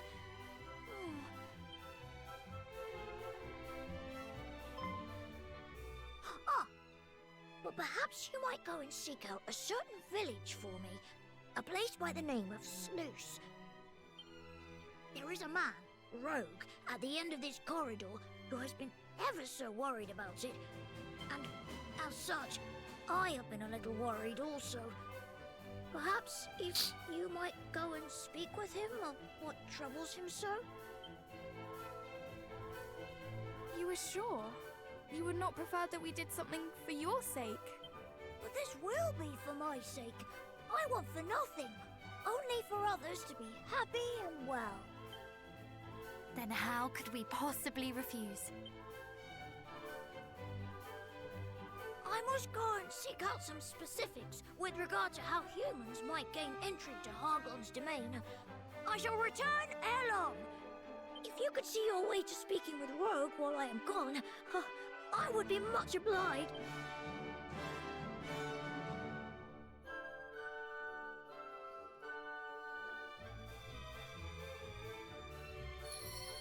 Cool. Here's the guy that stole that goddamn floodgate key. Alack, I am found. 'Tis a fair cop, friend. I, Rogue Fastfinger, do hereby yield to thee. I say, thou seemst big and strong and grown up. Perhaps thou knowest something of Sluice. I am surpassing worried for all my friends there. Couldst thou perchance see thy way to checking on them? Please? Pretty please? Of course. We had intended to journey there to do just that. But, if I might ask, why do you worry so for their sake? Why? Because of the oh-so-scary scoundrels that have made their home in the Tower of the Moony Moon nearby, of course. They have turned my poor friends' heads fair upside down. The Tower of the... Why? Skip that part. I have not the first nor the foggiest clue. I know only that all in that place have grown surpassing strange of late, thanks to those fiends and their plaguey jewel. When I saw some of their numbers sail away, I did seize the opportunity to lock the floodgate, that they might never come back, and that their friends in the tower might never escape. The rogues. With this, might thou unlock it again, and thereby gain passage. Please, I beg of you, go to the tower and drive out the rotten, smelly scoundrels. Have the floodgate key.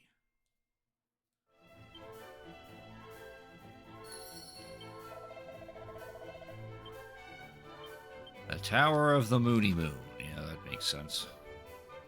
Now we gotta go back to Sluice. Oh. We gotta be outside to do that. Because something is preventing us. Oh no, a cutscene is preventing us. Something a little strange about our friend Rogue. Strange? In what way? Though a man full grown, he spoke more if he were one of us. Younger, even. Thought the same. To listen to him, one would not have thought of him an adult at all. No need. No, indeed.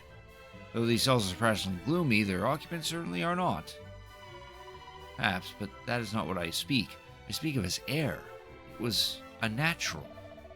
Really? Are there not adults who speak in just such a manner? In any case, come, let us away to Sluice. We've been to Sluice before, though. So we just have to warp to it. Oh, another cutscene. All's well, Burrow will enjoy continuing peace thanks to your valiant efforts. Well, glad to hear it.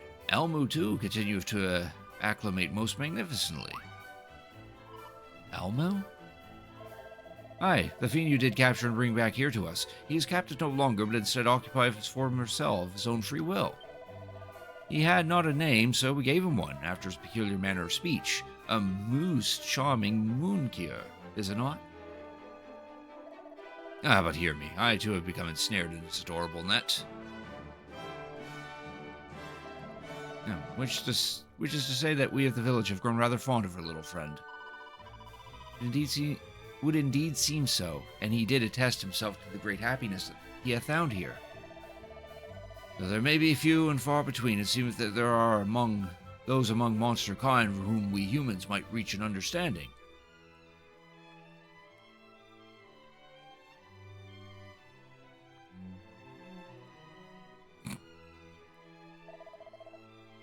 Would that this were true of all fiends.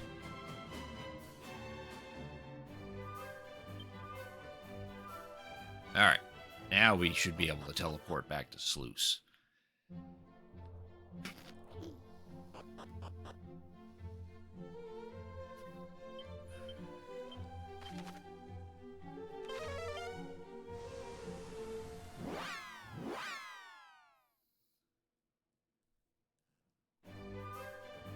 Now we actually have a cutscene.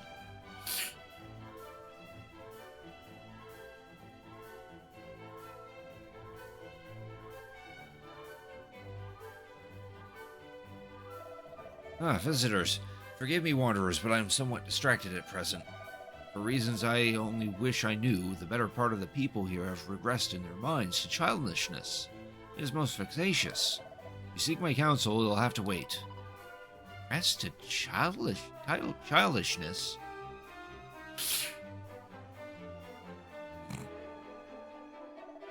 Aye, as the scene before us surely attests, though to the eye they seem unchanged. Inside they are fractious implings.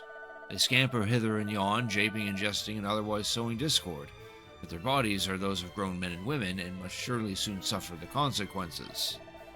Here am I, unable to go and consult with the priest in the tower. The tower? Do you mean perchance the Tower of the Moon? We heard tell of troublesome sorts having taken up residence there. Troublesome? Well, quite the contrary.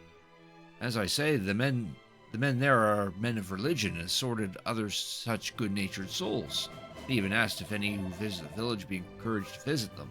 Mayhap they crave the company of well-traveled souls, such as yourselves. Alas, the floodgate is closed at present, and none may go to them until such a time has been reopened. Floodgate? Aye, some saucy rogue has taken the key. Just to work with one of these addle-padded men or women, children, no doubt. Hi, come quickly.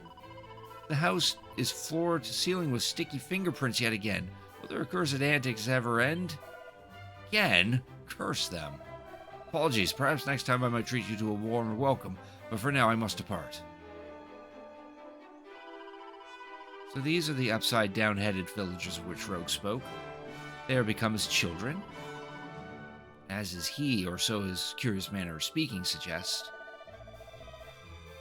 Yet he spoke of the tower's inhabitants with fear, not the reverence of so recently afforded to them. Indeed, the man of whom we spoke seemed to think them fine, upstanding people indeed. I suppose we should just have to go and see for ourselves. In order to do which, we shall need to make use of the key entrusted us by our friend Rogue.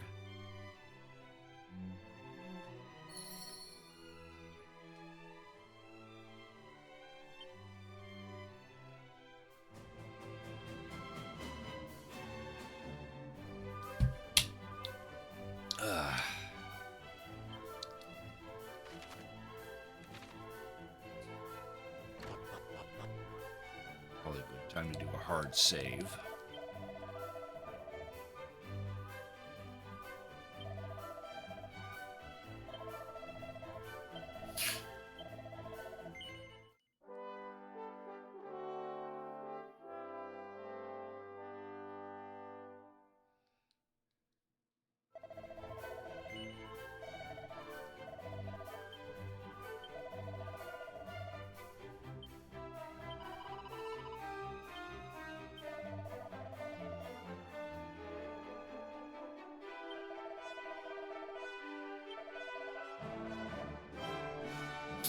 For a second there, I thought that guy was like half child, but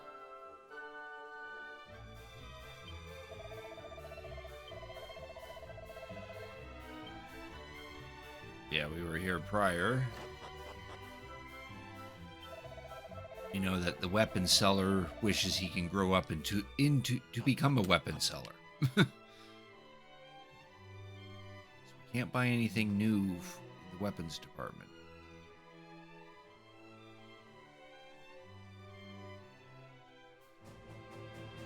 All right, and then there's that master weaver in this building here.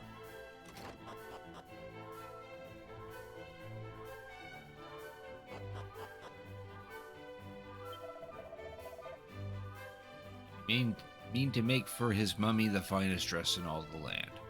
Yes, until he snaps out of it, we can't hire him for his services. Well then, since we have that damn floodgate key, let's actually open the floodgate.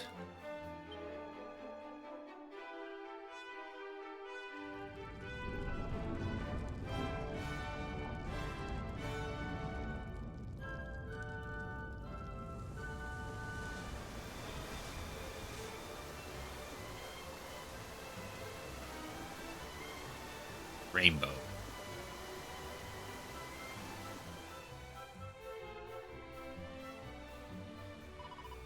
Now our ship may pass. Indeed, and let us board and make for the Tower of the Moon.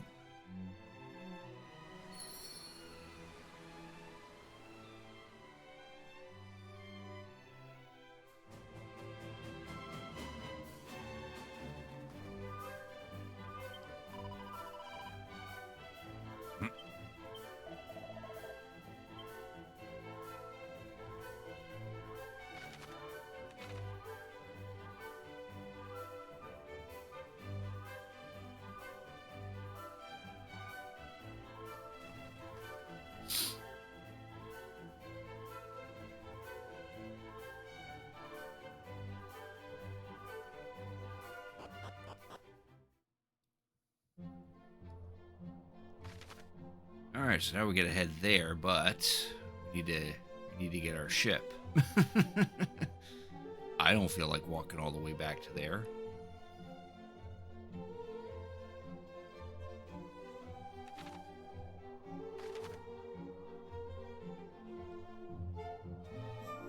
Better idea would probably be to warp to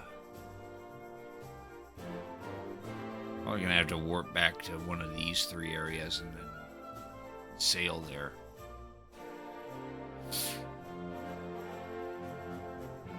Well, no, I suppose I do need the XP, though, don't I?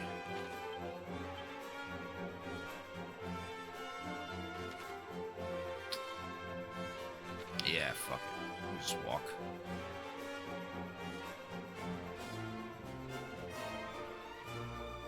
The enemies in this general area should be right up my alley anyway.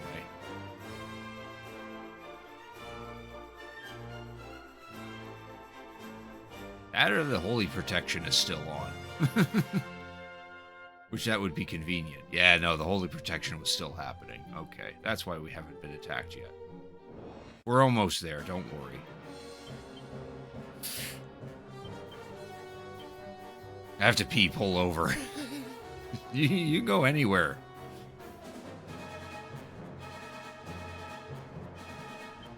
I have a snack? Yes. We just need to find the snack first. Oh wait, you learned a new spell. Kaboom.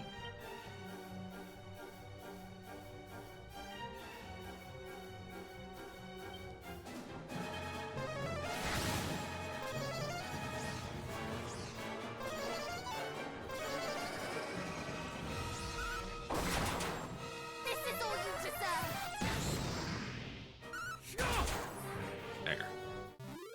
A loot bag. Yeah, that goodie bag actually drops a not as much gold as a gold golem from Dragon Quest 1, but a bit more than most enemies.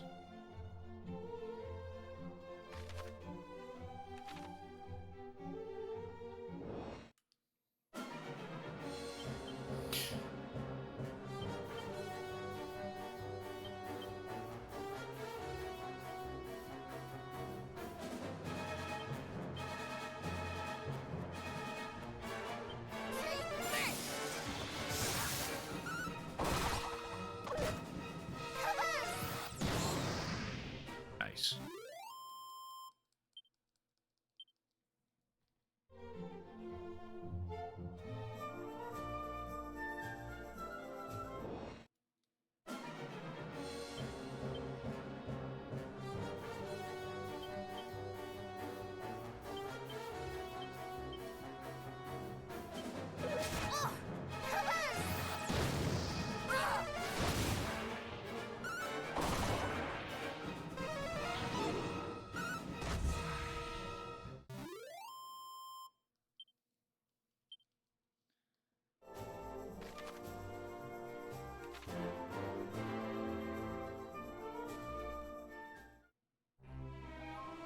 There. Still gotta loop around, though. Boat borer. Out with a bang.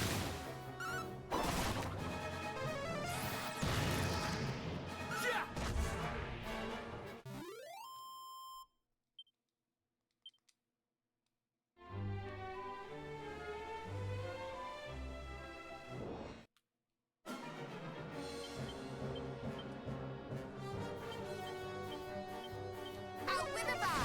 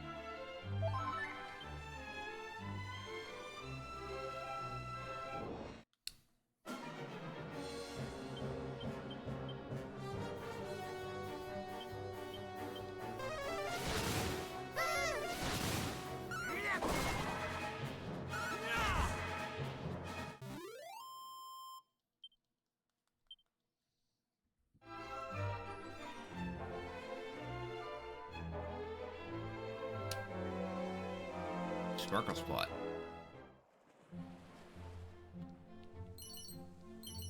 You're not an adorable herb. Okay, cool.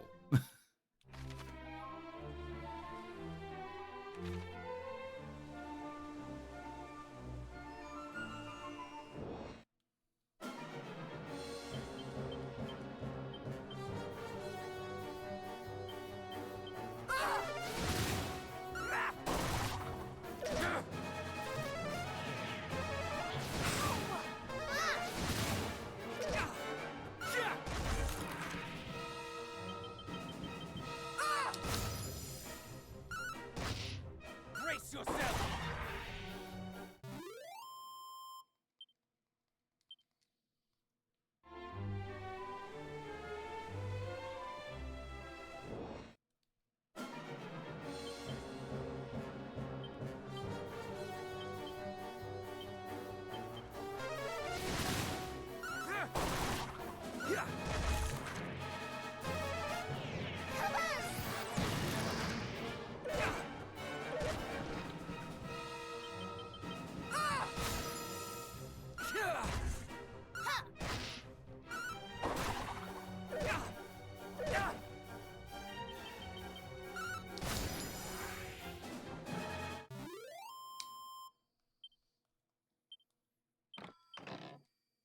Cool.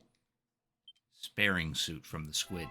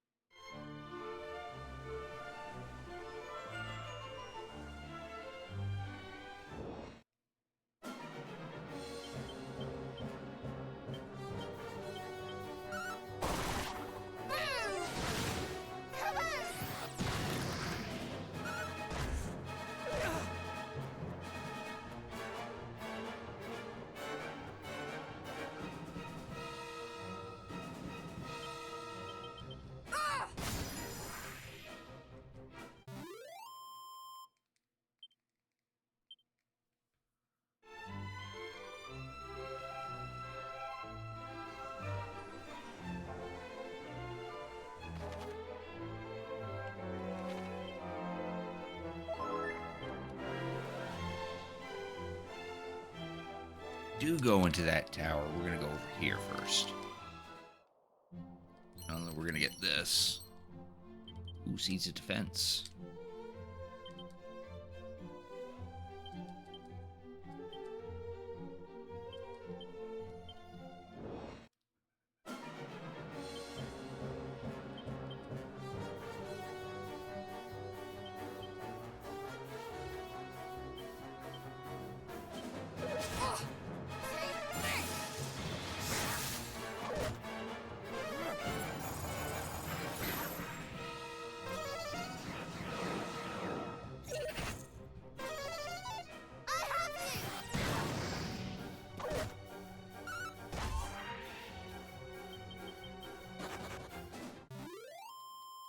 Unfortunately, those goodie bags also have a habit of running away. Not as much as the metal slimes, but they will run away.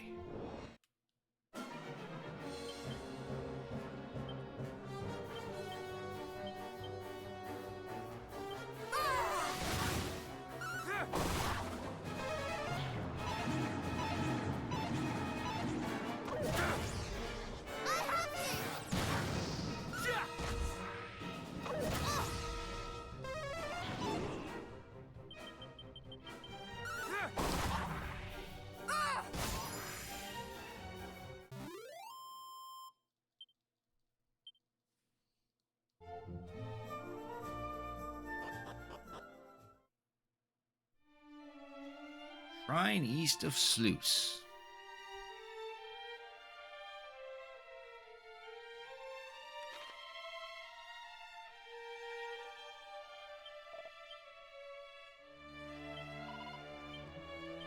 Some kitties and some doggies.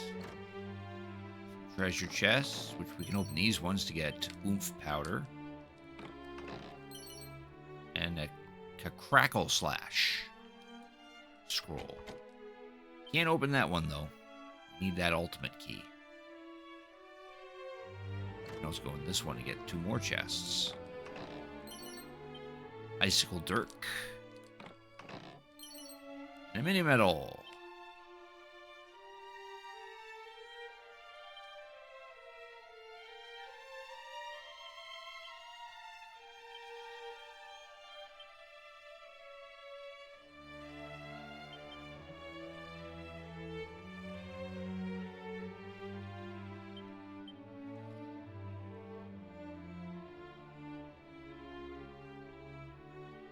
Frosty knife that can be used in battle to fling freezing shards of ice at enemies. Ah, okay.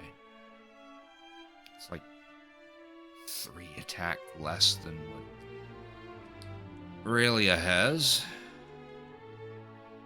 Yeah, no, it's not a weapon upgrade for sure. All right, and then who gets this crackle scroll?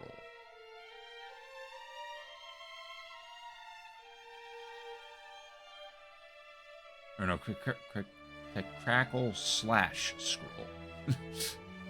Reading it wrong. Only the Prince of Cannock can learn this. So let's go ahead and give it to him.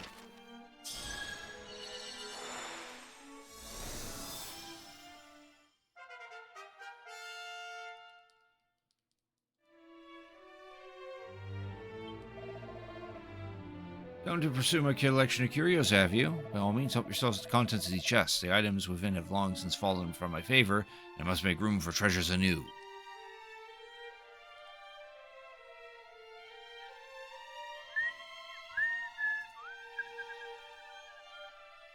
Oh, we had a raid. Inigen TTV, thanks for the raid. I really appreciate it. I'm sorry an alert didn't pop up for that. I would have heard that. Shit. Wonder what happened there. Maybe I think something might be up with my stream elements, but sound cue or not, thank you for the raid in Yajin. I hope I'm pronouncing that right. Sorry if I'm not. How was your stream? What were you doing? And to everyone coming in from the raid, thank you for cricket tuning in. I'm Cricketune. I typically play retro games, but I also play some modern stuff as well. Right now I'm playing Dragon Quest 1 and 2 HD-2D Remake. I am in the middle of Dragon Quest 2. We're making some decent progress. But yeah, if you need to raid and run, feel free to do so, but I'd love to have you here. Could always use more viewers. Everyone on Twitch could always use more viewers. Stream was good, just made it to the Hall of Hargan. Oh, so you were playing this. And you're further than I am. Gotta go do something. You go ahead and do whatever there. I thank you for the raid again.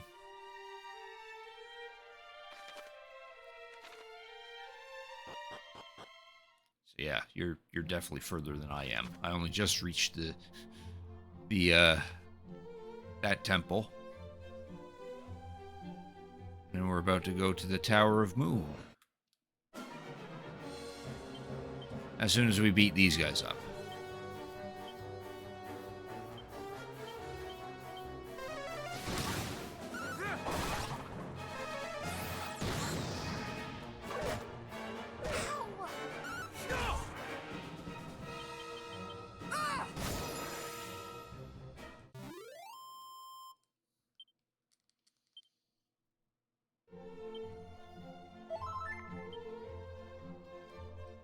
What we're going to do first is we're actually going to go over there and tag the tower. So that way I can warp to it.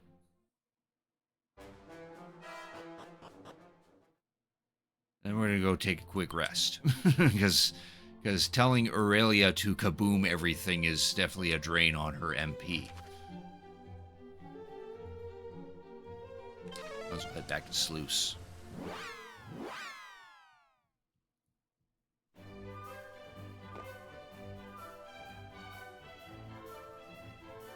Still use the inn in this place. Just can't buy anything from the weapon shop.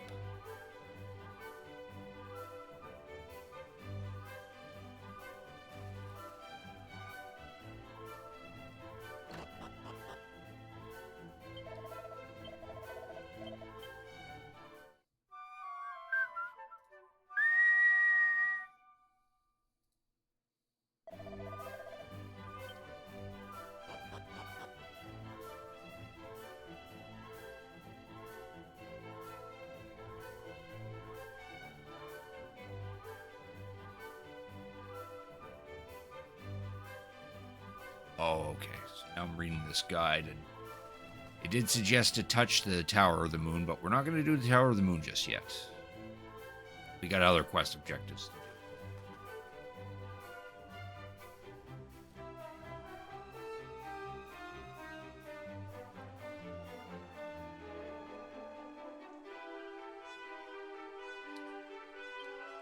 What we're going to do first is actually head to the Isle of the Monarch of Metals, and there should be 2 quest markers south of that.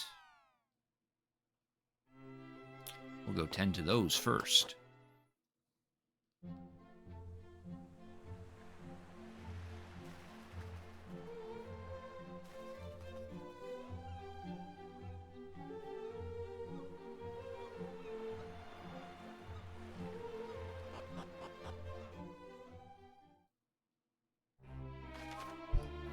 Not that one, but we're going to go to that bottom one first.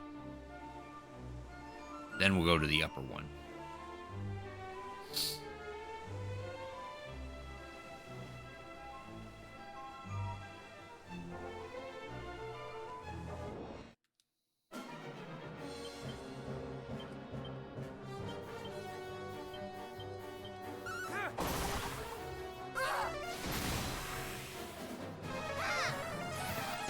Nice.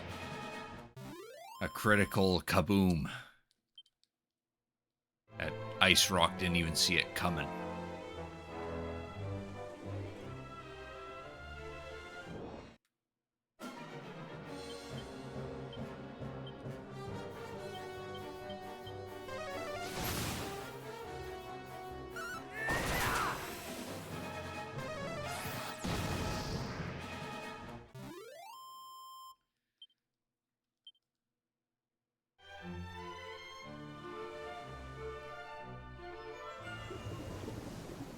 Down, and we interact with this thing, our second living memory.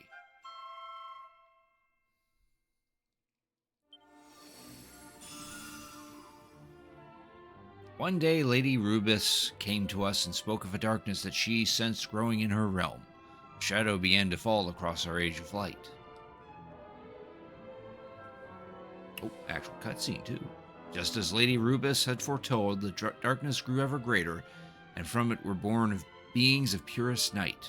With their dark magics, they sealed our Creator away, trapping her in a prison of stone. Alas, we fairies had not the strength to overcome forces that could best a goddess. It was all that we could do to weep for Lady Rubis and grieve her fate. Fancy submarine would... Yeah, I know. That and pray. Pray that one mighty enough to free her would someday appear before us. Yeah, it's definitely not feasible as to how this ship actually can traverse underwater like this.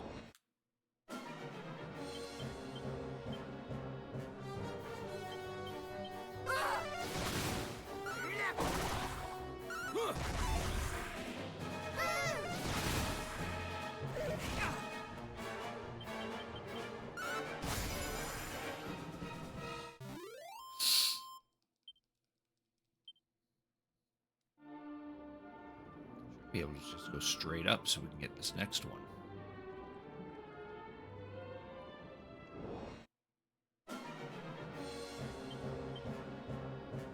Goocumber.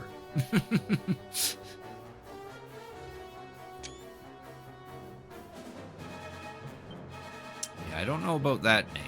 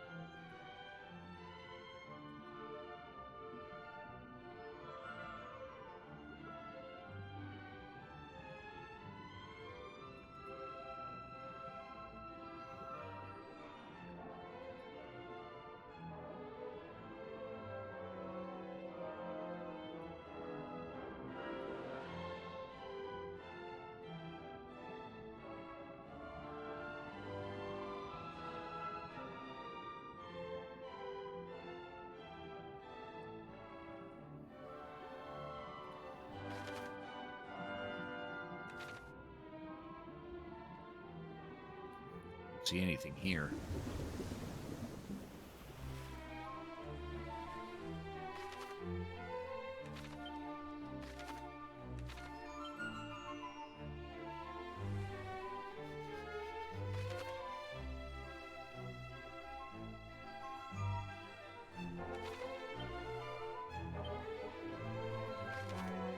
My map. There we go.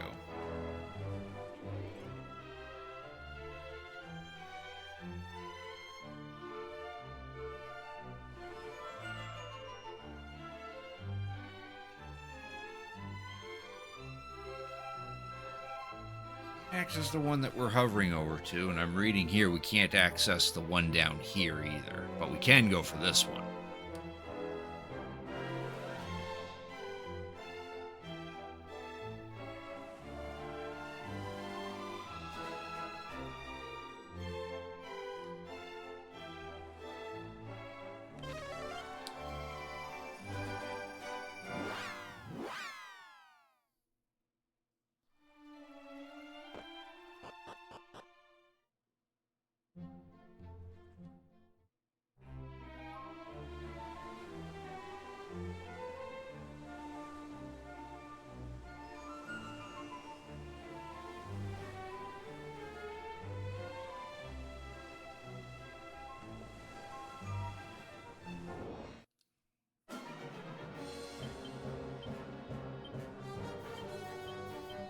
Goodbye. I have you.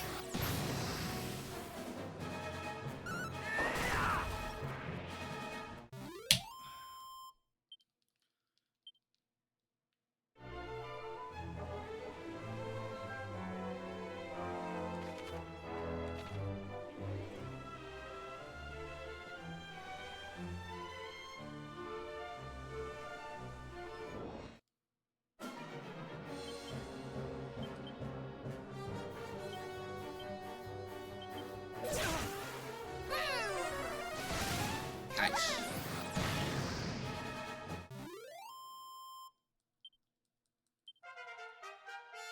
Ah, nice. Prince of Mendenhall's now 37. Didn't gain any MP. Otto's now 37. Prince of Canok. Now knows Kasap and Kazing. Kazing will be very handy.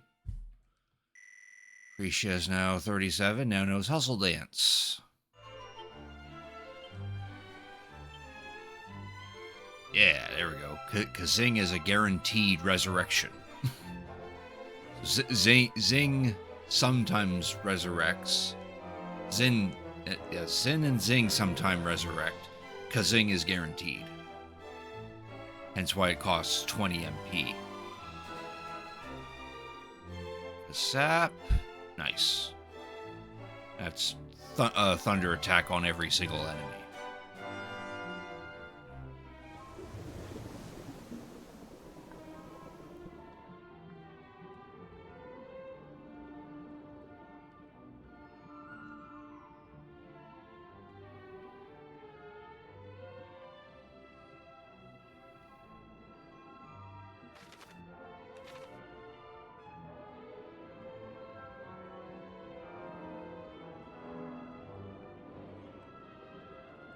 sparkle all the way down there, but I don't think we can actually reach that.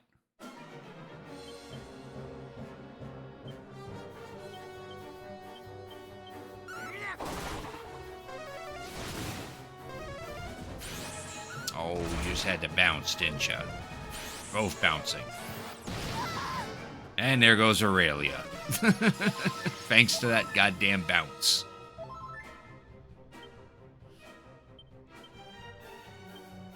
Hey, at least now we get to try out our brand new Kazing.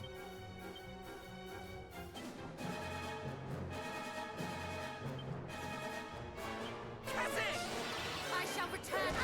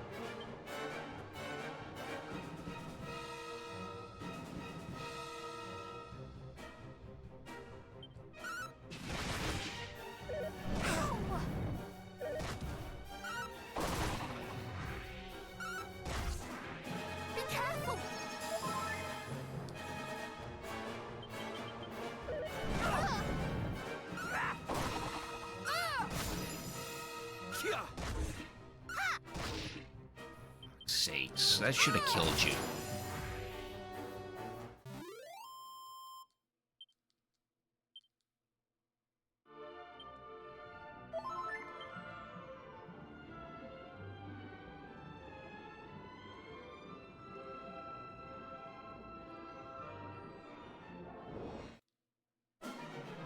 Oh.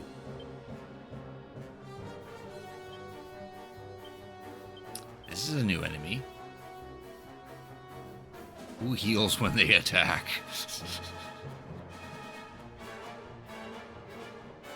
I don't know.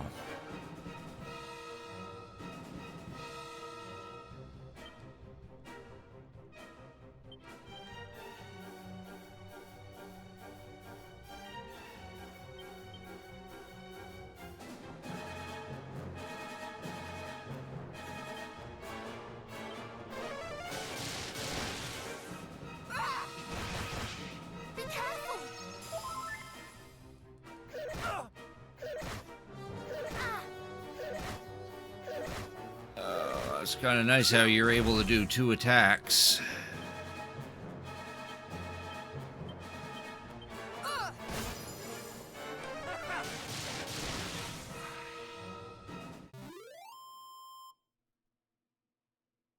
Terminators, I guess they're called. Good EXP, though.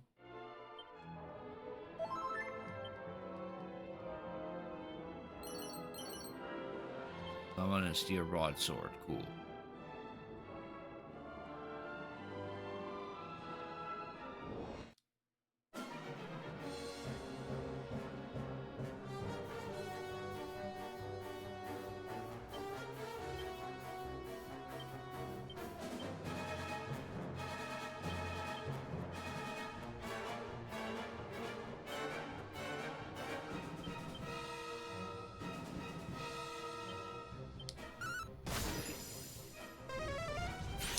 Why you had to bounce now, you piece of shit?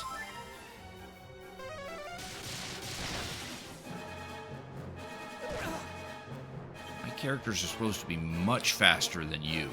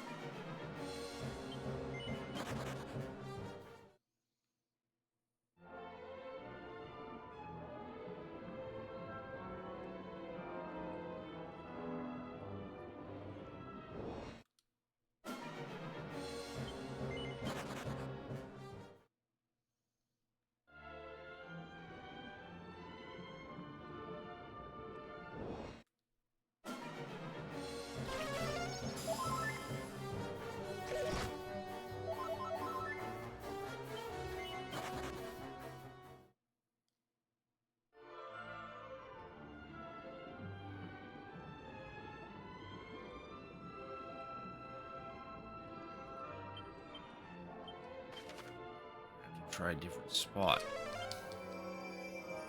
Reading that I'm supposed to be running into something in the water that's purple. Apparently wasn't around.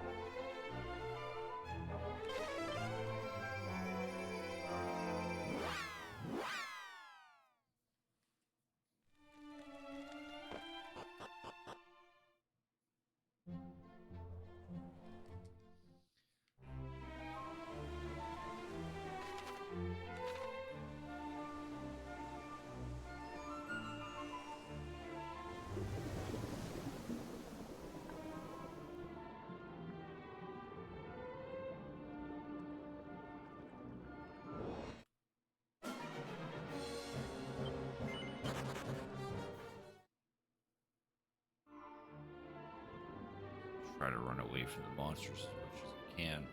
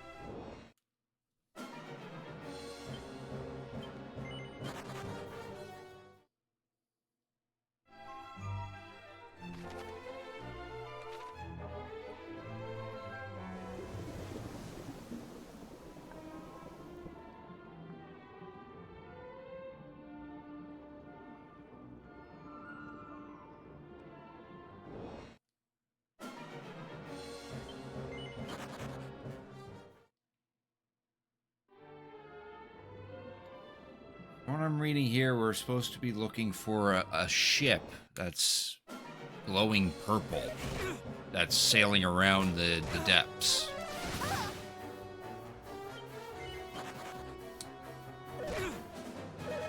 But it doesn't help that these enemies here are a little too tough for me to handle. So I have to run away from every single one of these encounters because all I'm doing is trying to find something.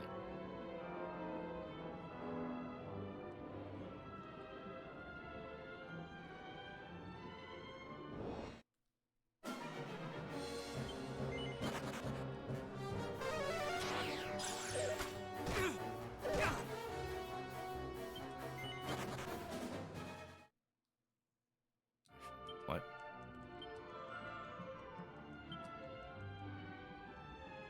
Oh, that just turns on invincibility, okay.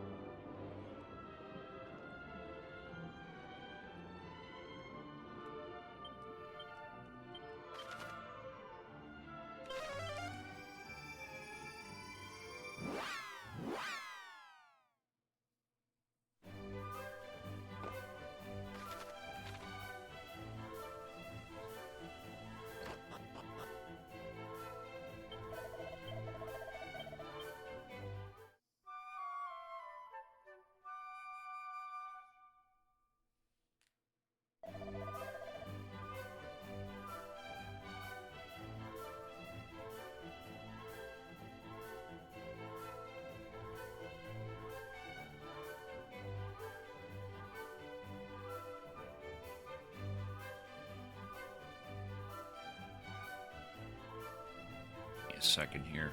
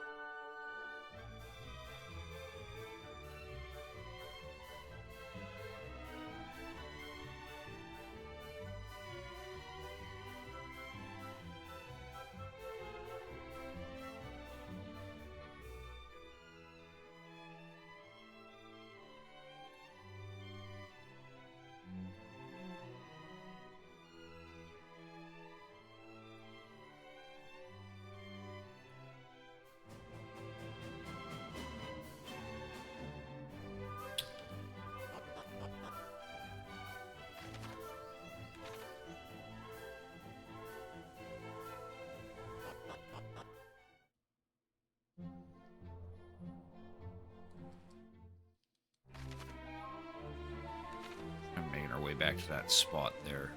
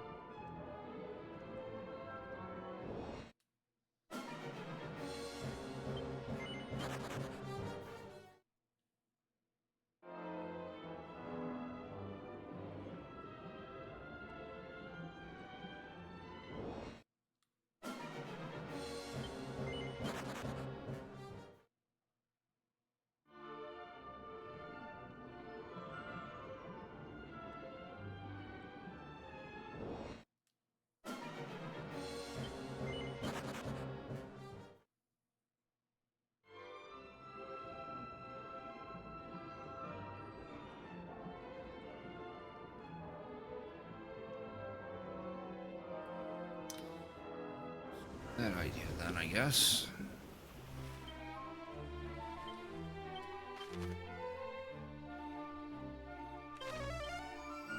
Head back to the Tower of the Moon and actually do this.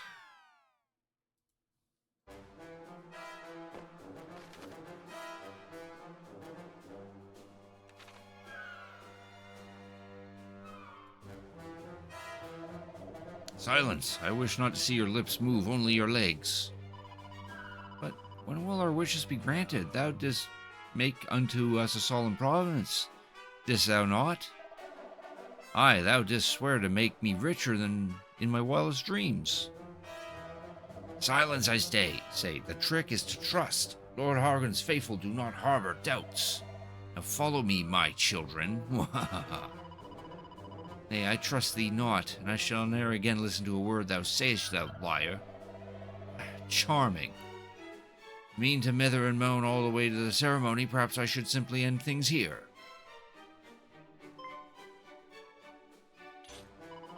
Stay your hand, fiend. Whatever you mean to do, you shall not be suffered to do it.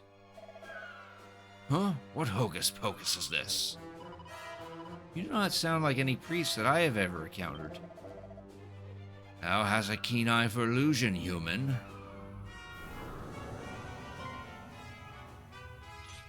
And he's got antlers. Now marvel as I perform my latest trick, the chastening of those who dare stand against Lord Hargan. Antler Kazams.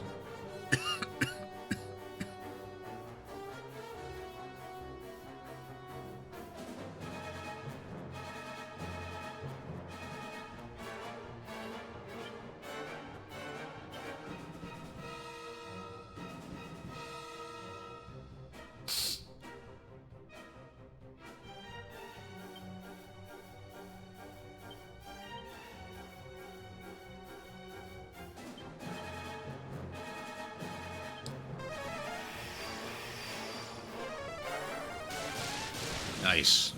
Critical Kazap.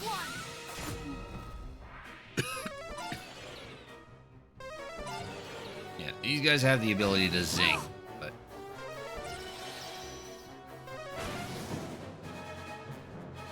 it's not a problem.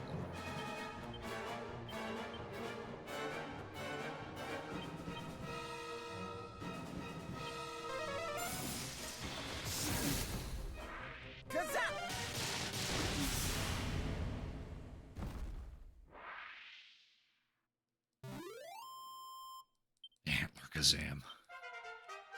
Aurelia is now 38.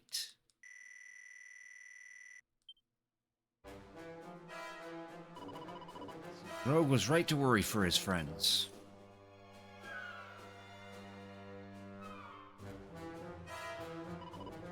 We are in thy debt. That priest did pretend to be a kind and generous soul, only to turn into a wicked fiend all upon a sudden.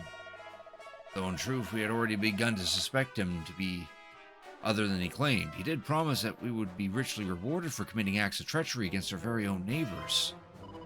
What? The devil! Indeed. I am an upstanding citizen and told him no, and then he brought us here. And tried to do away with us. Come, we must away home before any of his friends find us. Yeah, help the old man, jeez.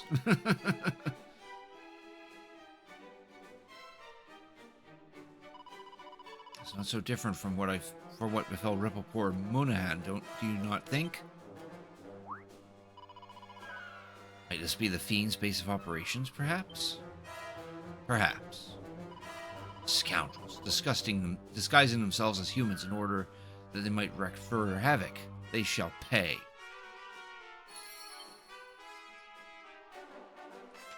Ooh.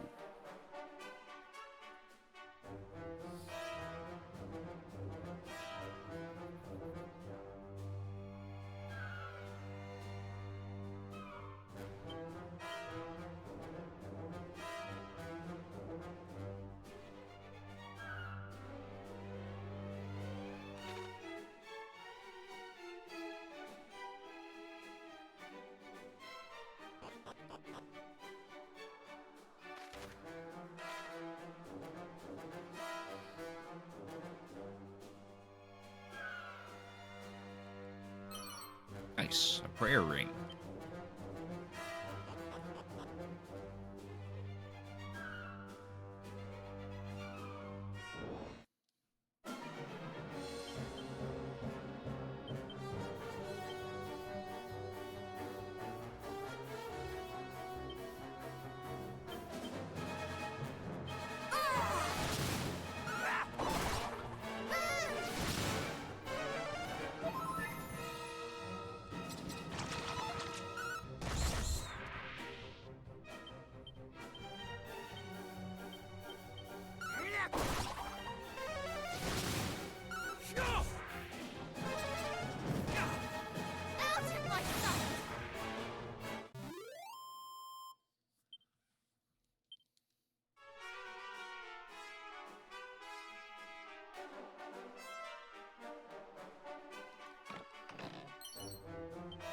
Bulbs.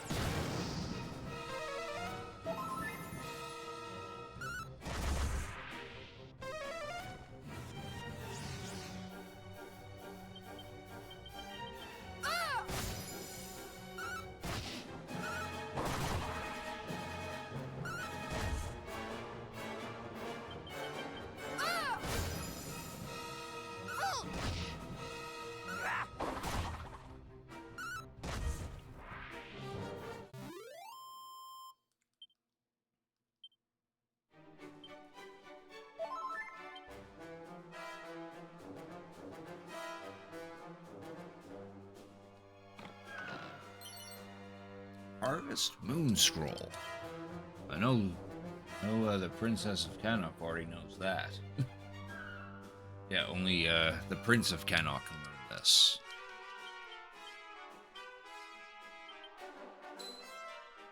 And learn it he shall, because why not?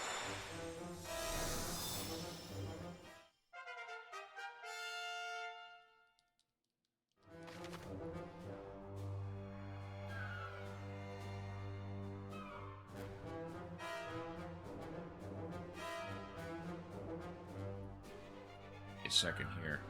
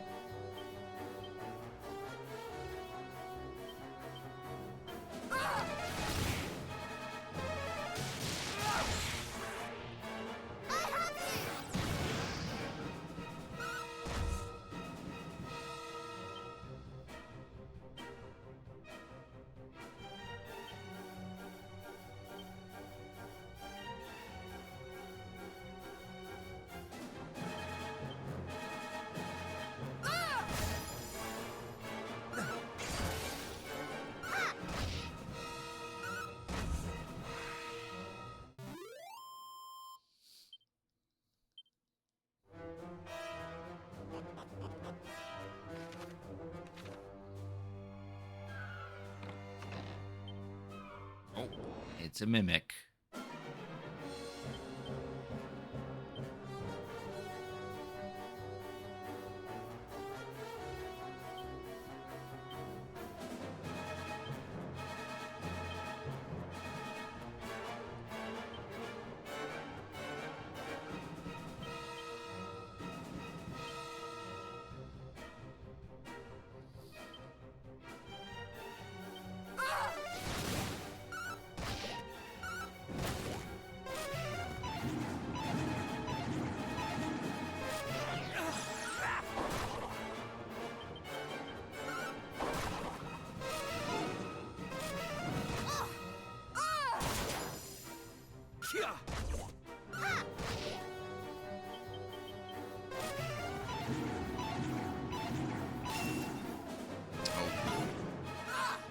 Whack almost took out Lucretia, but thanks to the diamond in her inventory, it didn't.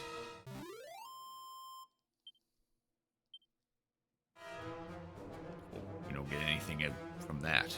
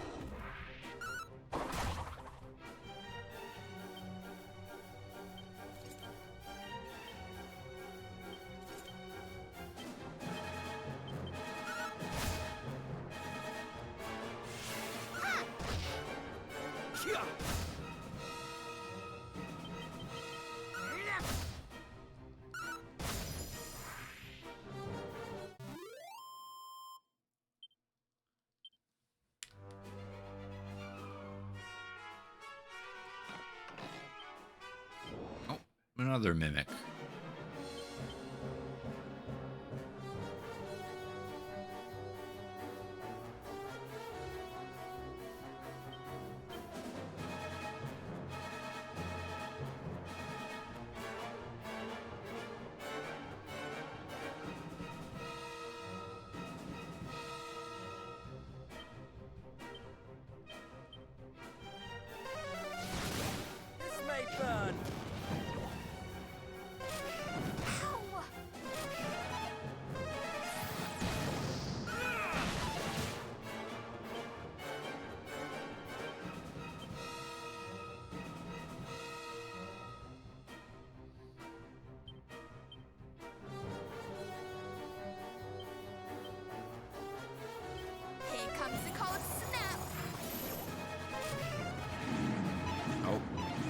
goes the prince.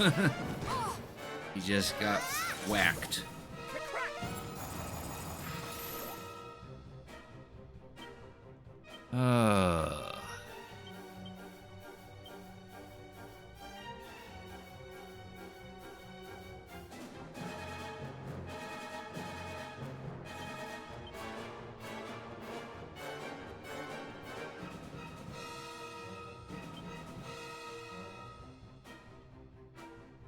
Do try to stay alive.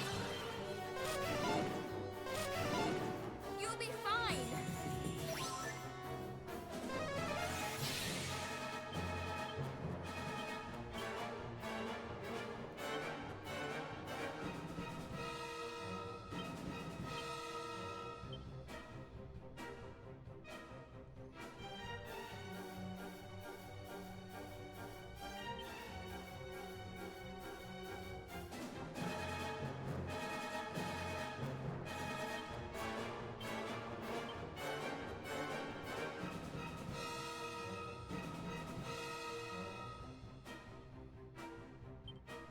We will prevail!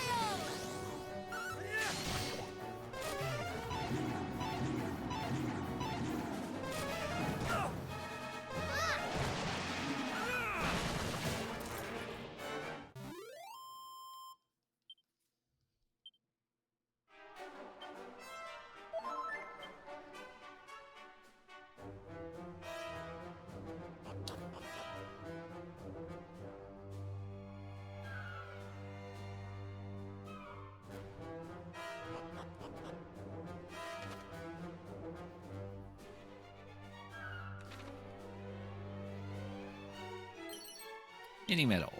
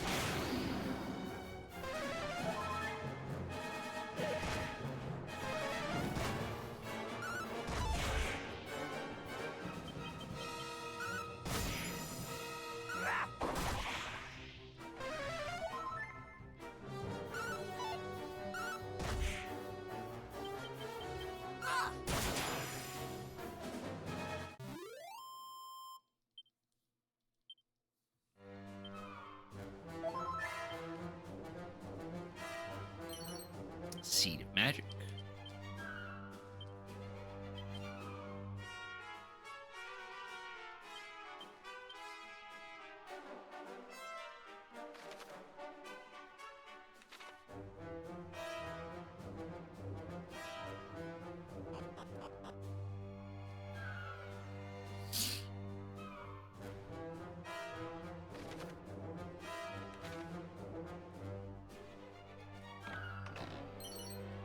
Hypno Whip Scroll. And a Scourge Whip.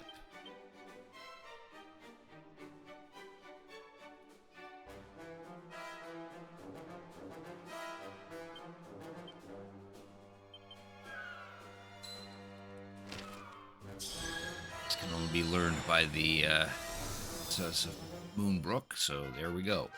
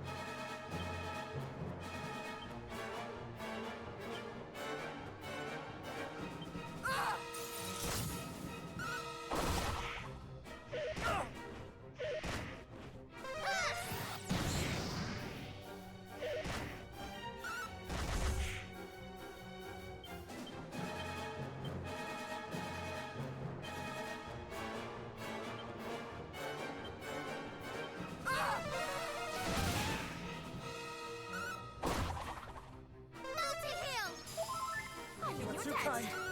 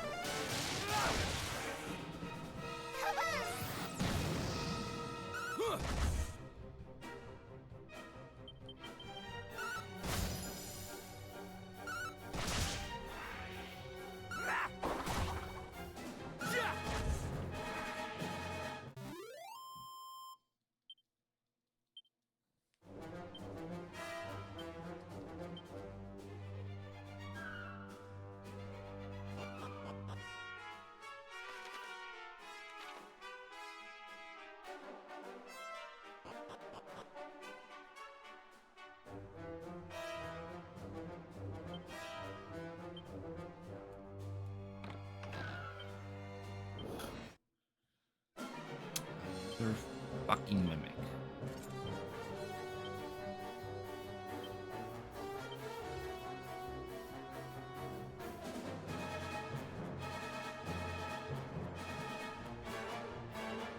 Alrighty, Knight. You have a good night, and thanks for watching. Hopefully your classes go well tomorrow.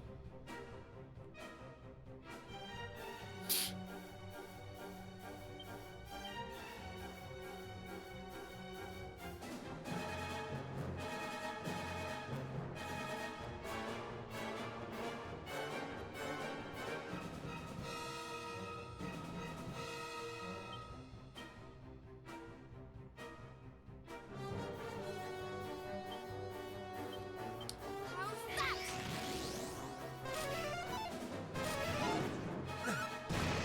Magic barrier!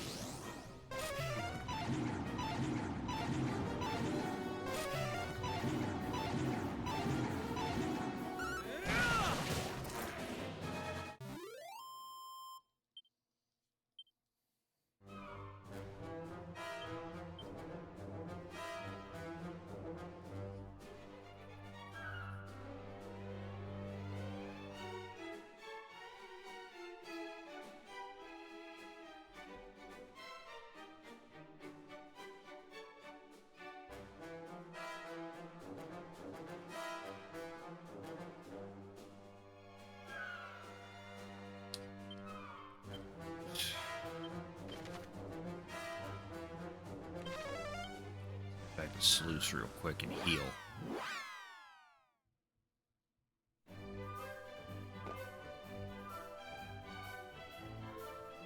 All these nice, flashy, powerful spells I keep spamming, really draining the MP.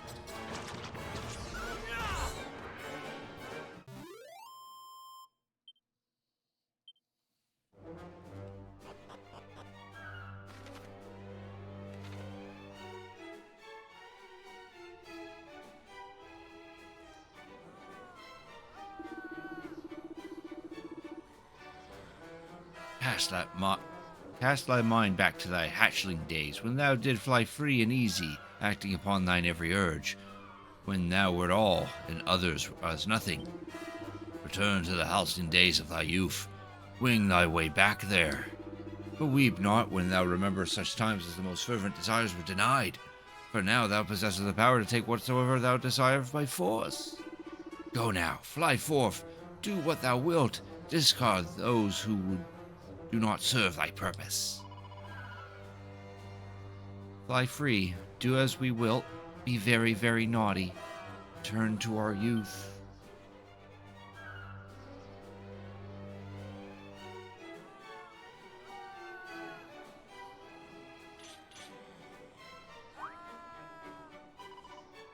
Stop that right this minute. Where are we?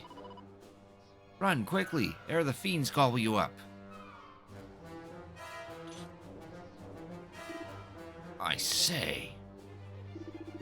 Why must you stick your beaks in? We were just about to rob these feather-brained humans of their reason and restraint. And is that the crystal behind you that grants you this power? And it is I, mighty Pazuzu, in his owlish wisdom, did discern that humans might be more easily turned to evil when reduced to a childlike state. And thus reducing them so with the crystal's power is a thing to behold. They act with a selfishness so pure that one might squawk to see it. The crystals shattered, they will return to themselves? And now Phagocyte will allow that? Flap not thy lips so carelessly, little human. You, take the treasure to Lord Pazuzu, fly, and inform him that the chicklings we seek are here. I shall see that they are trussed up like the turkeys they undoubtedly are. Why, certainly, I shall leave things here in your capable hands. Hear that you are quite the little troublemakers, but I shall feather my nest with trophies of your defeat nonetheless.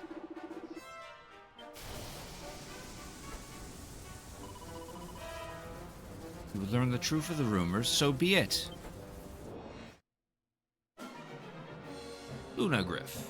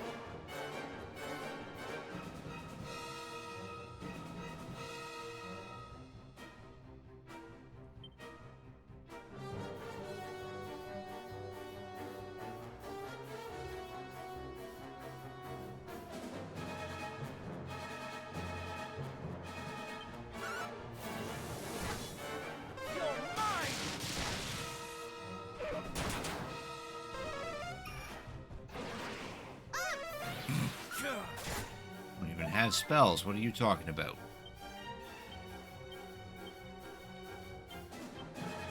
Like how he fizzled the guy that doesn't use any spells.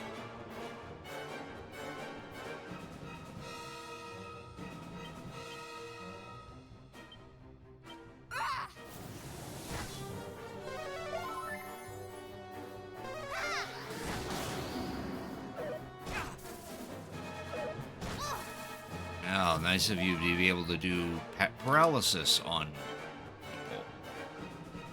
That's great.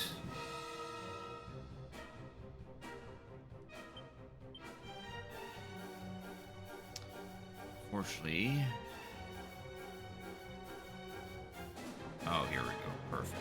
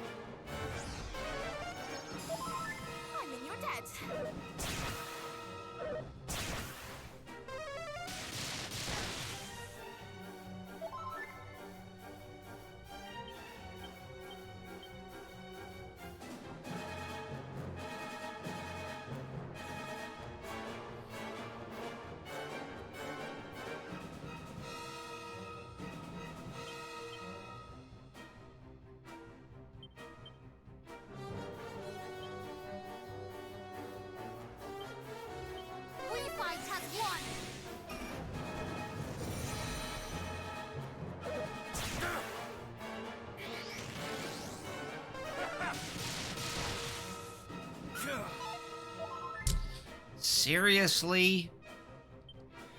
God damn it, game.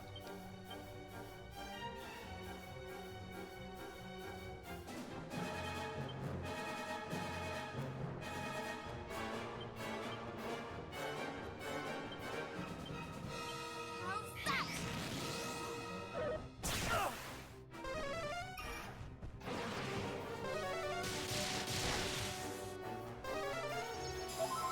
I'm in your debt.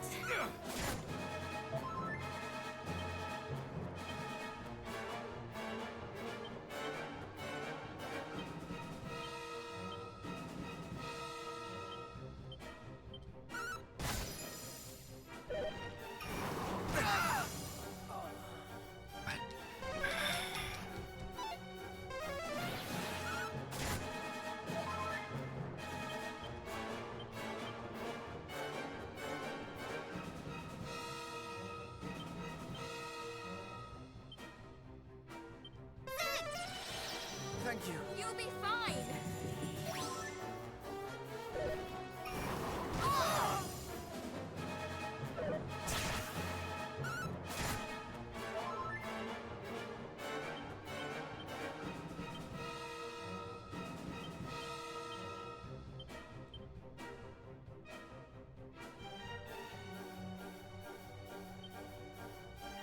You'll be fine. You have my gratitude. Ow! Full heal. Be careful. Thank you very much.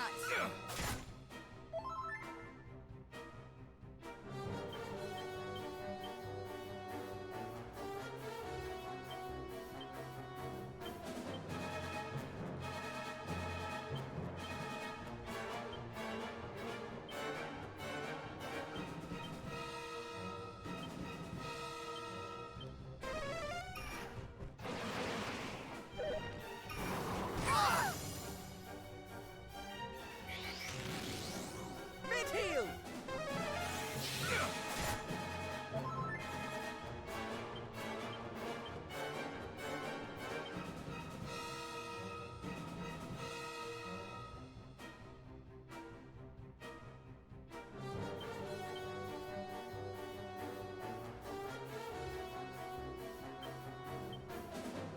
You'll be fine.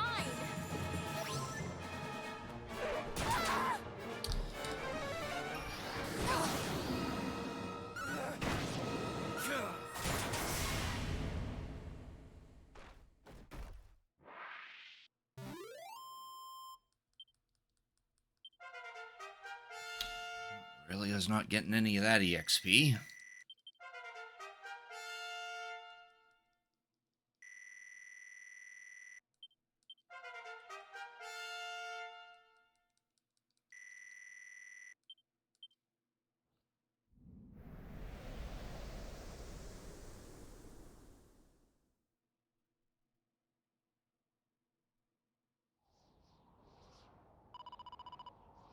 Persis, his companion, escaped with the crystal. Indeed, and until it is shattered, the people of Sluice may not be returned to their senses. Tries the fiends to torment we humans so? I cannot comprehend it. Nor do I. They do not merely attack us, but take things to such spiteful extremes as to beggar belief.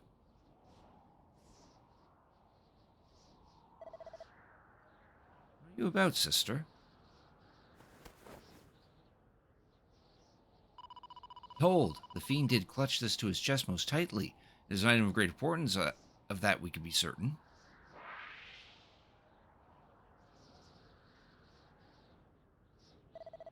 How very clever of you to notice it. What is it, and what is it for?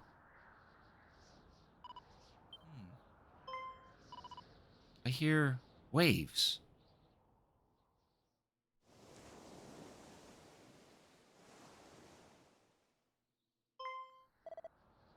As do I. So it has some connection with the sea?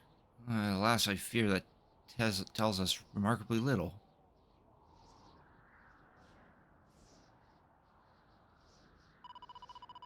Fiend we slew told its companion to make haste to wherever this Pazuzu might be found, did it not? Mayhap Pazuzu too has some connection with the sea, and only by finding the fiend might we break the crystal and save the people, Sluice. How will we do that?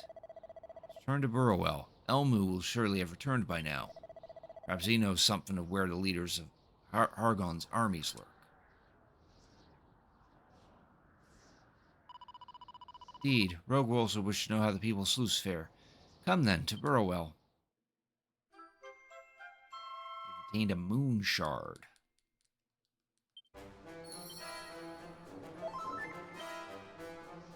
Oh, and Aurelia's apparently been resurrected. Spooky Ura scroll.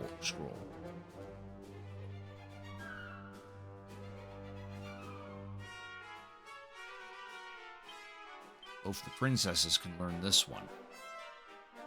And there's 2 in existence, so we don't have to worry about keeping them. Give it to Lucretia, though.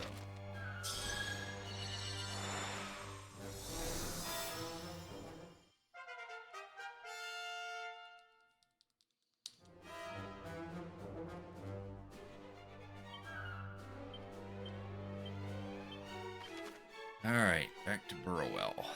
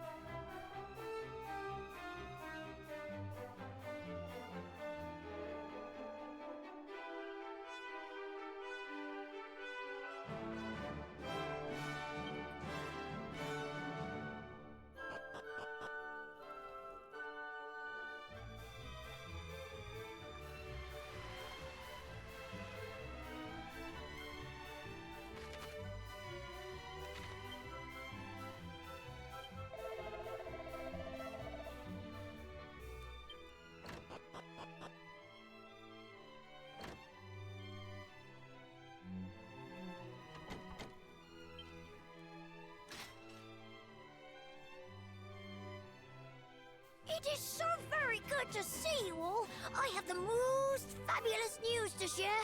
There is a way over the mountains!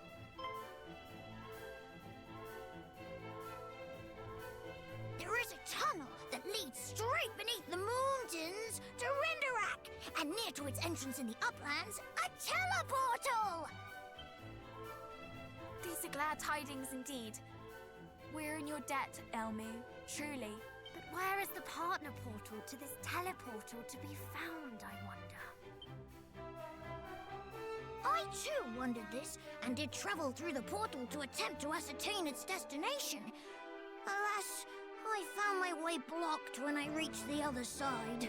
I am sorry, truly. This, the most important thing of all, is the one thing I could not discern. Not at all. You have confirmed that there is a way. This alone is priceless knowledge. Indeed it is. We owe you a debt of deepest gratitude. If I have truly proved myself useful, then I am over the moon! Oh, but you have. And we, in our turn, did what we could to help the people of Sluice, as you asked.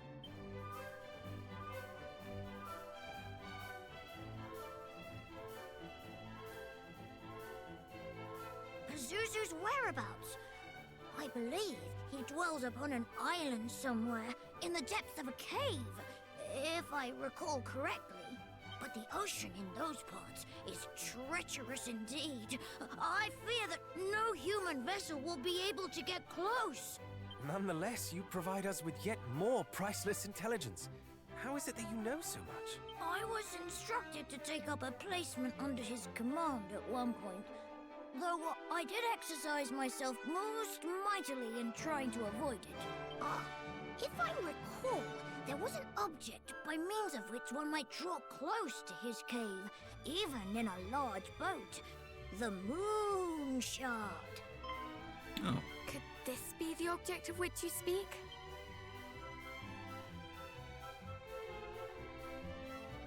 It is! It is! Stupendous! Marvelous! Amazing! Then we shall be able to enter the cave in which Pazuzu dwells. Let us journey there forthwith and destroy the crystal, that the poor people of Sluice might be released from their enchantment. Do not forget that we must also locate the other end of the teleportal to Renderak. Perhaps we might ask the King of Durkendor. He is ever well informed. I can think of no one more likely to know such a thing. He was wary of Lord Hargon's encroachment also. Perhaps he has been exploring avenues we ourselves have not considered. Then it is decided. One more thing ere you set forth. The cave at the other end of the teleportal, that too will you find it somewhat difficult to enter, for the way is blocked to all save those able to proffer proof of their sincere belief in the majesty of Almighty Hargon. That proof most often takes the form of a gruesome statuette. I believe Pazuzu might be in possession of one. So if you do go to face him, be sure to seek this idol out. Truly, we could not owe you more, little friend. You were a veritable fount of invaluable information. My manner of speech suits you marvelously. How melodious it sounds coming from your mouth! Very well. I will fly ahead to the upland clearing, there to await your coming. I pray that you gain access to the teleportal ere long. In the meantime, I shall ensure that no moonsters draw near to it. After all, we cannot have you running smack bang into Hargon's minions the moment you arrive. But if Hargon's underlings discover that you are in league with we humans, surely things will not end well for you. Nonsense! I will be fine. I shall play my part with the utmost conviction, and thereby earn my place in this tale of heroes. Forgive me, I overstepped the mark. It is presumptuous indeed of me to say such things. Poppycock, you are one of us now.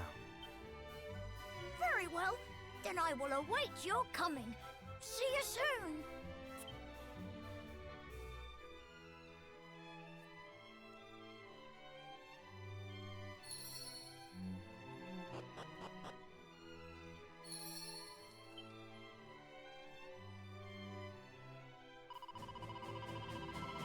All was not well in Sluice. Restore your friends, but you will need to wait a little longer. I fear we will need another minute or two to smash the skulls of the rogues responsible, but only a minute or two, mind you. Well, right glad am I that I gave this task to you. Surely we wait thy happy return.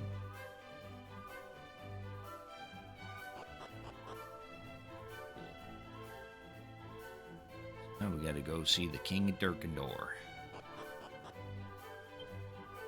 Reading here, apparently we're gonna be fighting him, so I don't know how well this is gonna pan out.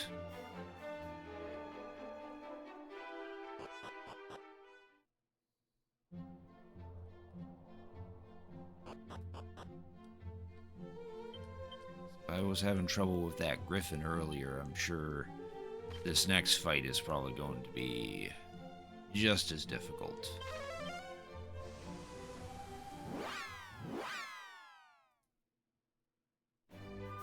Thinking what I might actually do due to the time. Might actually wrap it up here because I am feeling a little drowsy.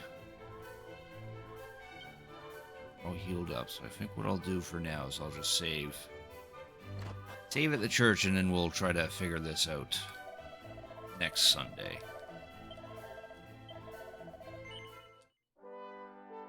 Maybe off stream I'll try to do a little bit of grinding so I can get myself into the mid 40s or something.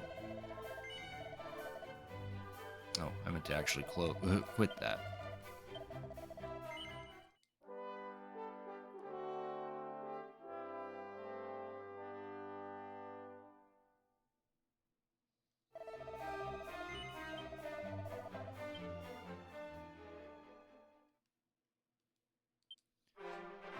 Alright, that'll be the end of the stream for tonight. I think we'll call it a little early.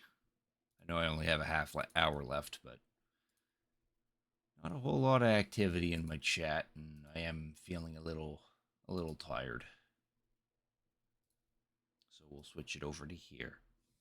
That'll be the end of the stream for tonight. Next stream, I believe I have slated for tomorrow, because I actually have tomorrow off.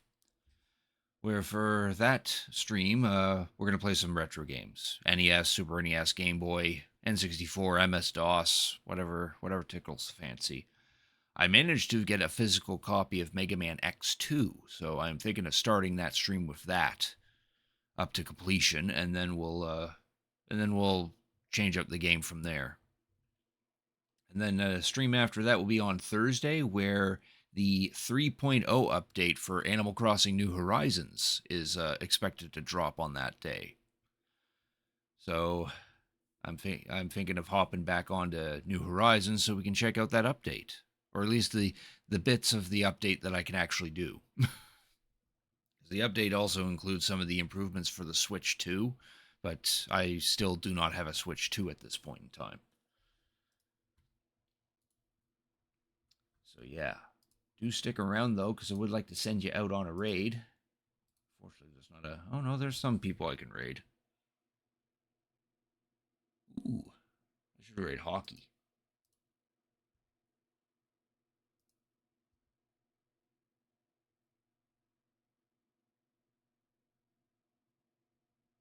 I know I already raided Rare a fair number of times out. Yeah, 4 times in the last 30 days. Yeah, no. Sorry, Rare. That, and she tried to make she kind of like poked fun of me on her Discord recently, so I want to punish her a little bit on that. Funny enough, though, it looks like I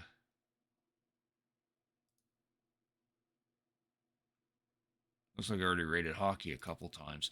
Actually, know who I should raid? Well, I know who we could raid. I'm gonna raid. We'll raid this channel called Midnight Sumo. This is a Twitch channel that I been watching on and off. This guy streams sumo wrestling from Japan. Most of the time, he'll be playing like replays of some sumo matches, and in the off season, he plays a bunch of Pokemon Kaizo games Pokemon Kaizo games and whatnot. Right now, he's actually airing some live sumo that is happening right now. Day 2 of the January Grand Sumo tournament in Tokyo, Japan. So let's go raid them. If you have an interest in sumo wrestling, then feel free to join in this raid. I'm sure Midnight Sumo would appreciate it. So again, next stream will be tomorrow on Monday. We'll play some retro games. So with all that said, thank you all for watching. Hope you have a good night. Hope to see you all tomorrow, and please enjoy Midnight Sumo.